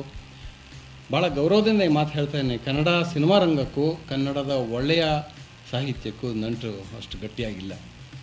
ಅವ್ರು ಏನಿದ್ರು ಜನಪ್ರಿಯ ಕಾದಂಬರಿಗಳನ್ನ ಓದ್ತಾರೆ, ಅಲ್ಲಿ ನಿಂತು ಹೋಗುತ್ತೆ. ಅದರಿಂದ ಮುಂದೆ ಅವರಿಗೆ ಹೆಸರುಗಳು ಮಾತ್ರ. ಕಾರಂತರು, ಕುವೆಂಪು, ಅನಂತಮೂರ್ತಿ ಎಲ್ಲ ಅವ್ರಿಗೆ ಕೇವಲ ಹೆಸರಷ್ಟೇ, ಅವ್ರಿಗೆ ಓದ್ದವ್ರು ಭಾಳ ಕಮ್ಮಿ. ಹಾಗಾಗಿ ನೋಡಿ, ಗಮನಿಸಿ, ಯಾವಾಗ ರೀಮೇಕ್ ಸಂಸ್ಕೃತಿಯನ್ನು ನಮ್ಮಲ್ಲಿ ಅಲೋ ಮಾಡಿದ್ರು ಆವಾಗಿಂದ ಪುಟ್ಟಣ್ಣವರು ತರಹದ ಕಾದಂಬರಿಯನ್ನು ಹುಡುಕಿ ಮಾಡೋದಿಲ್ಲ. KV ಜಯರಾಮ್ ಅಂತ ಒಬ್ಬರಿದ್ದರು, ಕಾದಂಬರಿಗಳನ್ನೇ ಮಾಡ್ತಾ ಇದ್ದವರು. ಕೊನೆಗೆ ರೀಮೇಕ್ ಮಾಡಬೇಕಾದ ಅನಿವಾರ್ಯತೆ ಬಂತು. ಯಾಕಂತಂದರೆ ನಿರ್ಮಾಪಕರೆಲ್ಲ ಗಲಾಟೆ ಮಾಡೋಕ್ಕೆ, ಯಾಕ್ರಿ ಕಥೆಗಳನ್ನು ಮಾಡ್ತೀರಾ, ಅಲ್ಲಿ ನೋಡ್ರಿ ಆ ತಮಿಳ್ದು ಅದು ಹಿಟ್ಟಾಗಿದೆ ತನ್ರಿ ಮಾಡಿರಿ ಅಂತ. ಸೊ ಅವ್ರಿಗೆ ಸುಲಭವಾಗಿ ಹೋಯಿತು. ಹಾಗಾಗಿ ಇವತ್ತೇನಾಗಿದೆ ಅಂತಂದರೆ ಕನ್ನಡದ ಸಿನಿಮಾ ಅಂತಂದರೆ ಬರೀ ರೀಮೇಕ್ ಸಿನಿಮಾ ಆಗಿದೆ. ಅದು ಕನ್ನಡದ ಸಂಸ್ಕೃತಿಯ ಯಾವ ಜಾಯಮಾನವೂ ಅದಕ್ಕಿಲ್ಲ. ಇದರ ನೆಕ್ಸ್ಟ್ ಹಂತವಾಗಿ ನಾವೀಗ ಡಬ್ಬಿಂಗ್ ಕೂಡ ಅದರ ಪರವಾಗಿ ಮಾತಾಡ್ತಾ ಇದ್ದೀವಿ. ಬಹಳ ಅಪಾಯಕಾರಿ. ಅದು ಬರೀ ಕನ್ನಡ ಸಿನಿಮಾಕ್ಕಲ್ಲ, ಕನ್ನಡ ಸಂಸ್ಕೃತಿಗೆ ಅಪಾಯಕಾರಿ. ಅದು ಯಾಕೆ ಗೊತ್ತಿಲ್ಲ, ಎಲ್ಲರೂ ಅದ್ರ ಬಗ್ಗೆ ಡಬ್ಬಿಂಗ್ ಬೇಕು ಅನ್ನೋ ಮಾತೇ ಆಡ್ತಾ ಇದ್ದಾರೆ. ಅದರ ಡಬ್ಬಿಂಗ್ ಬಂದರೆ ಕನ್ನಡ ನಿರ್ನಾಮ ಹೋಗುತ್ತೆ, ಸರ್ವನಾಶ ಹೋಗುತ್ತೆ. ಇದು ಮೊದಲು ಗುರುತಿಸಿದ್ದು ಸಿನಿಮಾದವರಲ್ಲ, ಇದು ಅರ್ಥ ಮಾಡ್ಕೊಳ್ಳಿ. ಇದು ಸಿನಿಮಾದಿಂದ ಬಂದು ಡಿಮ್ಯಾಂಡ್ ಅಲ್ಲ ಡಬ್ಬಿಂಗ್ ಬೇಡ ಅನ್ನೋದು. ಅದು ಬಂದಿದ್ದು ಅನಕ್ಷರರಿಂದ, ರಾಮಮೂರ್ತಿಗಳಿಂದ. ಹಾಗಾಗಿ ಒಬ್ಬ ಸಾಹಿತಿ ಅದನ್ನು ಗುರುತಿಸಿ ಕನ್ನಡದ ಒಂದು ಅಸ್ಮಿತೆ ಇರಬೇಕು ಅಂತಂದರೆ ಡಬ್ಬಿಂಗ್ ಬರಬಾರ್ದು ಅಂತ ಹೇಳಿದ್ದು. ಹಾಗೆ ಕನ್ನಡದ ಒಂದು ಅಸ್ಮಿತೆ ಉಳಿಬೇಕಾಗಿದೆ. ನಾವು ರೀಮೇಕ್ ಸಿನಿಮಾಗಳಿಗೆ ಪರ್ಮಿಷನ್ ಕೊಡಬಾರ್ದಿತ್ತು. ಕೊಟ್ಟು ಅಲ್ಲಿಗೆ ಆ ಒಂದು ಚಾಪ್ಟರ್ ಮುಗಿದೋಯ್ತು. ಆವತ್ತಿಂದ ನಂತರ ಯಾವಾಗ ರೀಮೇಕ್ ಪರ್ಮಿಷನ್ ಕೊಟ್ಟರು, ಕನ್ನಡ ಸಾಹಿತ್ಯ ಕೃತಿಯನ್ನು ಆಧರಿಸೋದು ವ್ಯಾವಹಾರಿಕವಾಗಿ ಬುದ್ಧಿವಂತರ ಕೆಲಸ ಅಲ್ಲ ಅನ್ನೋ ನಂಬಿಕೆ ಶುರುವಾಗುತ್ತೆ. ಇದನ್ಸುತ್ತೆ ಜಾಗತಿಕವಾಗಿ ಮನುಷ್ಯನ ಮನಸ್ಸು ಬದಲಾವಣೆಗೊಳ್ತಾ ಹೋಯಿತು ಅಂತ. ಆವತ್ತು ಇಲ್ಲದೇ ಇದ್ದ ಕನ್ಸ್ಯೂಮರಿಸಮ್ ಇವತ್ತು ಬಂತು ಅಂತ. 1970ರಲ್ಲಿ ಇದರಲ್ಲಿ ಚಳುವಳಿಗಳ ಪರವಾಗಿ ಮತ್ತು ಮನುಷ್ಯನ ಪರವಾಗಿ ಹೋರಾಡ್ತಾ ಇದ್ದ ಇದು ಇವತ್ತು ವಸ್ತುಗಳ ಪರವಾಗಿ ಹೋರಾಡುವಂಥ ಮನಸ್ಸು ನಮ್ಮದಾಗಿದೆ. ಹಾಗಾಗಿ ನಾವೆಲ್ಲಗಳು ನೀವು ವಸ್ತುಗಳ ಪರವಾಗಿ ಹೋರಾಡೋ ನಾವೆಲ್ಲಗಳು ಇರೋದಿಲ್ಲ. ಹಾಗಾಗಿ ಅವರು ತಮ್ಮದೇ ಆದ ಇದನ್ನು ತಗೊಳ್ತಾರೆ. ತಮ್ಮ ಶ್ರೀಮಂತಿಕೆಯನ್ನು ತೋರಿಸೋದು, ತಮ್ಮ ಕಾರುಗಳನ್ನು ತೋರಿಸೋದು, ತಮ್ಮ ವಿಮಾನಗಳನ್ನು ತೋರಿಸೋದು ನಿಮ್ಮ ನಾವೆಲ್ಗಳಲ್ಲಿ ಸಾಧ್ಯ ಇಲ್ಲ. ಈಗ ಅವತ್ತು ನಿಮ್ಮ ನಾವೆಲ್ಗಳಲ್ಲಿತ್ತು, ಅವತ್ತು ಜನ ಅದನ್ನು ಮೆಚ್ಚುತ್ತಾ ಇದ್ರು. ಜನದ ಮನಸ್ಸು ಅವತ್ತು ಜಾಗತೀಕರಣದಿಂದ ಇದಾಗಿರಲಿಲ್ಲ. ಇವತ್ತು ಜಾಗತೀಕರಣ ಬಂದು ನಿನ್ನ ಮನಸ್ಸು ಒಂದು ಸರ್ತಿ ಮೋಹಕ್ಕೆ, ಆಕರ್ಷಣೆಗೆ ಒಳಗಾಗ್ಬಿಟ್ಟಿರೋದ್ರಿಂದ ಆ ಆಕರ್ಷಣೆಯನ್ನು ಹೊತ್ತಂಥ ಕಾದಂಬರಿಗಳು ಇಲ್ಲ ಈಗ. ಹಾಗಾಗಿ ಅದು ಒಂದು ಕಾದಂಬರಿಗಳಿಗೆ ತಗೊಳ್ತಾ ಇರುತ್ತೆ. 1989-90 ಸುಮಾರಿಗೆ ಈ ಗ್ಲೋಬಲೈಸೇಷನ್ನ ಮಾತು ಬರ್ತಾ ಇದ್ದ ಹಾಗಾಗಿ ಆವಾಗಲೇ ನಮ್ಮಲ್ಲಿ ಹೊಸ ತರಹದ ಬೈಕ್ಗಳು ಬಂದು, ಹೀರೋ ಹೊಂಡಾ, ಸುಜುಕಿಗಳೆಲ್ಲ ಬರ್ತಾಯಿದ್ವು. ಆಗ ನಾನು ಮನೆ ಸಿನಿಮಾವನ್ನು ಮಾಡ್ತಾಯಿದ್ದೆ. ಈ ಹೋಲ್ ಮಲ್ಟಿನ್ಯಾಷನಲ್ಸ್ ಅದರ ಬಗ್ಗೆ ಬಹಳ ಕಟುವಾದ ಒಂದು ನಿಲುವು ನಂದಾಗಿತ್ತು. ಅದು ನಮ್ಮನ್ನು ಎಲ್ಲೋ ಒಂದು ಕಡೆ ಪ್ರಪಾತಕ್ಕೆ ಕೊಂಡೊಯ್ತಾ ಇದೆ. ಅದೇ ಟೈಮಲ್ಲಿ ಪ್ರೇಮಲೋಕ ಮಾಡ್ತಾಯಿದ್ರು ರವಿಚಂದ್ರನ್. ಅವರು ಅದನ್ನು ವಿಜೃಂಭಿಸ್ತಾಯಿದ್ರು. ನೆನಪಿದೆಯಲ್ಲ ಎಲ್ಲ ದೃಶ್ಯ ವೈಭವಗಳು ಏನು ಅಂತಂದರೆ 100 ಸುಜುಕಿಗಳು ನಿಂತಿರೋದು. ಅದೊಂದು ಥರದ ಕ್ರೇಜನ್ನು ಹುಟ್ಟಿಸ್ತು. ಸೊ ಇದು ಹೇಗೆ ಒಂದು ಗಂಭೀರ ಸಾಹಿತ್ಯದಲ್ಲಿ ಇದನ್ನು ನಾವು ವಿಜೃಂಭಿಸಲ್ವೋ, ಗಂಭೀರ ಸಾಹಿತ್ಯದಲ್ಲಿ ಅಪುಲೆನ್ಸ್ ಏನಿದೆ, ಈ ಮೆಟೀರಿಯಲ್ ಅಪುಲೆನ್ಸ್, ಅದನ್ನು ನಾವು ಯಾವತ್ತೂ ಇದು ನೋಡಿ ಇದು ಏನೋ ದೊಡ್ಡದು ಬದಲಾವಣೆ ಆಗೋಗ್ಬಿಟ್ಟಿದೆ, ಇನ್ನು ಸ್ವರ್ಗ ಮೂರೇಗೇನು ಅಂತ ನಾವು ಯಾವತ್ತೂ ಹೇಳಿಲ್ಲ. ಅದು ಅವ್ರಿಗೆ ಬೇಕಾಗೂ ಇಲ್ಲ. ಸೊ ಅವ್ರಿಗೆ ಬೇಕಾಗಿರೋದು ಎಲ್ಲ ಥರದ ಕನಸುಗಳು. ಇವರು ಈ ಕನಸುಗಳನ್ನು ಛಿದ್ರ ಮಾಡ್ತಾರೆ ಅಲ್ವಾ. ಹಾಗಾಗಿ ಅದು ಇನ್ನೊಂದು ಕಾರಣ. ಹೌದು ಹೌದು, ಒಂದು ನಿಮಿಷ. ಆಮೇಲೆ ಈ ಕಮರ್ಷಿಯಲ್ ಸಿನಿಮಾ ನಿಮ್ಗೆ ನೀವು ಹೇಗೆ ಮನ್ಮಥ, ಯಾರಿವನು ಮನ್ಮಥ ಅಂದ್ರಲ್ಲ, ಗೊತ್ತಿಲ್ಲದಿರೋ ಹಾಗೆ ಅದ್ಭುತವಾದ ಒಂದು ಶಾರ್ಟ್ ಹೊಡಿತದ್ದು. ಈ ಇಡೀ ಗ್ಲೋಬಲೈಸೇಷನ್ಗೆ ಉತ್ತರವಾಗಿ ಇರುವಂಥ ಅದ್ಭುತವಾದ ಒಂದು ಹಾಡು ಕನ್ನಡದಲ್ಲಿದೆ. ಬಿನ್ ಲ್ಯಾಡನ್ನು ನನ್ನ ಭಾವ, ಬಿಲ್ ಕ್ಲಿಂಟನ್ನು ನಮ್ಮ ಮಾವ ಅಂತ. ಅದು ಆ ಹಾಡಿನಲ್ಲಿ ನಾವು ಇಡೀ ವಿಚಾರ ಸಂಕಿರಣದಲ್ಲಿ ಹೇಳಲಿಕ್ಕೆ ಆಗದಷ್ಟು ಆಕ್ರೋಶವನ್ನು ಅದರಲ್ಲಿ ಹೇಳಿದೆ. ಅದು ಸರ್ ನೀವು ಏನು ಹೇಳಬೇಕು ಅಂತಿದೆ? ನಾವು ಸಂಸ್ಕಾರ ಮಾಡಬೇಕಾದ್ರೆ ಕನ್ನಡದಲ್ಲಿ 30 ಮಾಡಿದರೆ ಅದಕ್ಕೆ ಒಂದು 2-3 ವಾರದ ಈಸಿಯಾಗಿ ಸಿಕ್ತು. ಈ ಕನ್ನಡದಲ್ಲಿ ಎಷ್ಟಾಗ್ತವೆ ಗೊತ್ತಿಲ್ಲ ನನಗೆ. 150 ಒಳ್ಳೆಯ ಕಥೆಗಳಿದ್ದಾವೇನೋ ಕನ್ನಡದಲ್ಲಿ ಪ್ರತಿ ವರ್ಷ. ಈ ಪ್ರಶ್ನೆ ನಾವು ಕೇಳೋದು. ಮಾಡದಿದ್ದರೆ ನೀವು ಆ ನಂಬರ್ ಕಟ್ ಮಾಡಬೇಕು ಅಷ್ಟೇ ಅಲ್ಲ. ನಿಮಗೆ 180 ಚಿತ್ರಪಟಗಳು ಬೇಕಾಗಿದ್ದರೆ ಅದರಲ್ಲಿ ಕೆಲವಿಷ್ಟು ರೀಮೇಕ್ ಆಗೇ ಆಗಬೇಕು, ಇಲ್ಲ ಎರವಲ್ ತಂದದ್ದು ಆಗೇ ಆಗಬೇಕು. ಇಲ್ಲದೆ ಕಥೆಗಳು ಎಲ್ಲಿಂದ ಬರ್ತವೆ? ಈಗ ಇಂಡಿಯನ್ನೊಳಗೆ ಇಂಡಿಯನ್ ಲ್ಯಾಂಗ್ವೇಜಸ್ನಲ್ಲಿ ಒಂದು 1200 ಬರ್ತವೆ. ಈಗ 1200 ಹೊಸ ಕಥೆಗಳು ಕನ್ನಡದಲ್ಲಿ ಭಾರತದಲ್ಲಿ ಹುಟ್ಟುತ್ತವೇನೋ? ಇಟ್ಸ್ ಎ ಪ್ರಾಕ್ಟಿಕಲ್ ಕ್ವೆಶನ್ ಇವತ್ತು. ಅಥವಾ ಕೆಟ್ಟ ಕಥೆಗಳನ್ನೇ ಮಾಡಬೇಕು? ಅಲ್ಲ, ಕರ್ನಾಟಕ ನಾನು ಅದನ್ನು ಸ್ವಲ್ಪ ಈ ಥರದಲ್ಲಿ ನೋಡೋಣ. ಈಗ 150 ಸಿನಿಮಾನ ಕನ್ನಡದ ಕಥೆಗಳೇ ಆರಿಸ್ಕೋಬೇಕು ಅಂತ ಏನಿಲ್ಲ, ಅಥವಾ ಹಳೆ ಕಥೆಗಳನ್ನ ಆರಿಸಬಾರ್ದು ಅಂತ ಹೇಳೂ ಇಲ್ಲ. ಇಲ್ಲಿ ಏನಾಗುತ್ತೆ ಅಂದರೆ ಹುಡುಕಾಟವೇ ನಿಂತು ಹೋಗಿದೆ ಅಂತ. ಹುಡುಕಾಟವೇ ನಿಂತು ಹೋಗಿದೆ ಅಂದರೆ ಈಗ ನೀವು ಯಾವುದೇ ಈ ಸಿನಿಮಾ ಮಾಡೋರನ್ನ ಕೇಳಿ ಕನ್ನಡದಲ್ಲಿ ಇತ್ತೀಚೆಗೆ ಯಾವ ಒಳ್ಳೆಯ ಕಾದಂಬರಿನ ಓದಿರಾ ಅಂತ. ನಾವು ಇದನ್ನು ಓದಿರೋದಿಲ್ಲ. ಅವನು ಬೇಕಾದರೆ ಜನಪ್ರಿಯ ಇವರು ಬರೀತಾರಲ್ಲ ಆ ಥರದನ್ನು ಓದಿರ್ತಾರೆ. ಇಲ್ಲಿಗೆ ನಮ್ಮ ಈ ಮುಂಜಾನೆ ಮಾರ್ನಿಂಗ್ ಶೋ ಪ್ರೀತಿಯಿಂದ, ಶಾಂತಿಯಿಂದ, ತಾಳ್ಮೆಯಿಂದ, ತಿಳುವಳಿಕೆಯಿಂದ ಕೇಳಿದ್ದೀರಿ ಅಂತ ನಂಬ್ಕೊಂಡಿದ್ದೇನೆ. ಗಿರೀಶ್ ಅವರಿಗೆ, ಸೀತಾರಾಮ್ ಅವರಿಗೆ ನನ್ನ ವೈಯಕ್ತಿಕ ಧನ್ಯವಾದಗಳು ಮತ್ತು ನಿಮಗೆಲ್ಲ ಧನ್ಯವಾದಗಳು.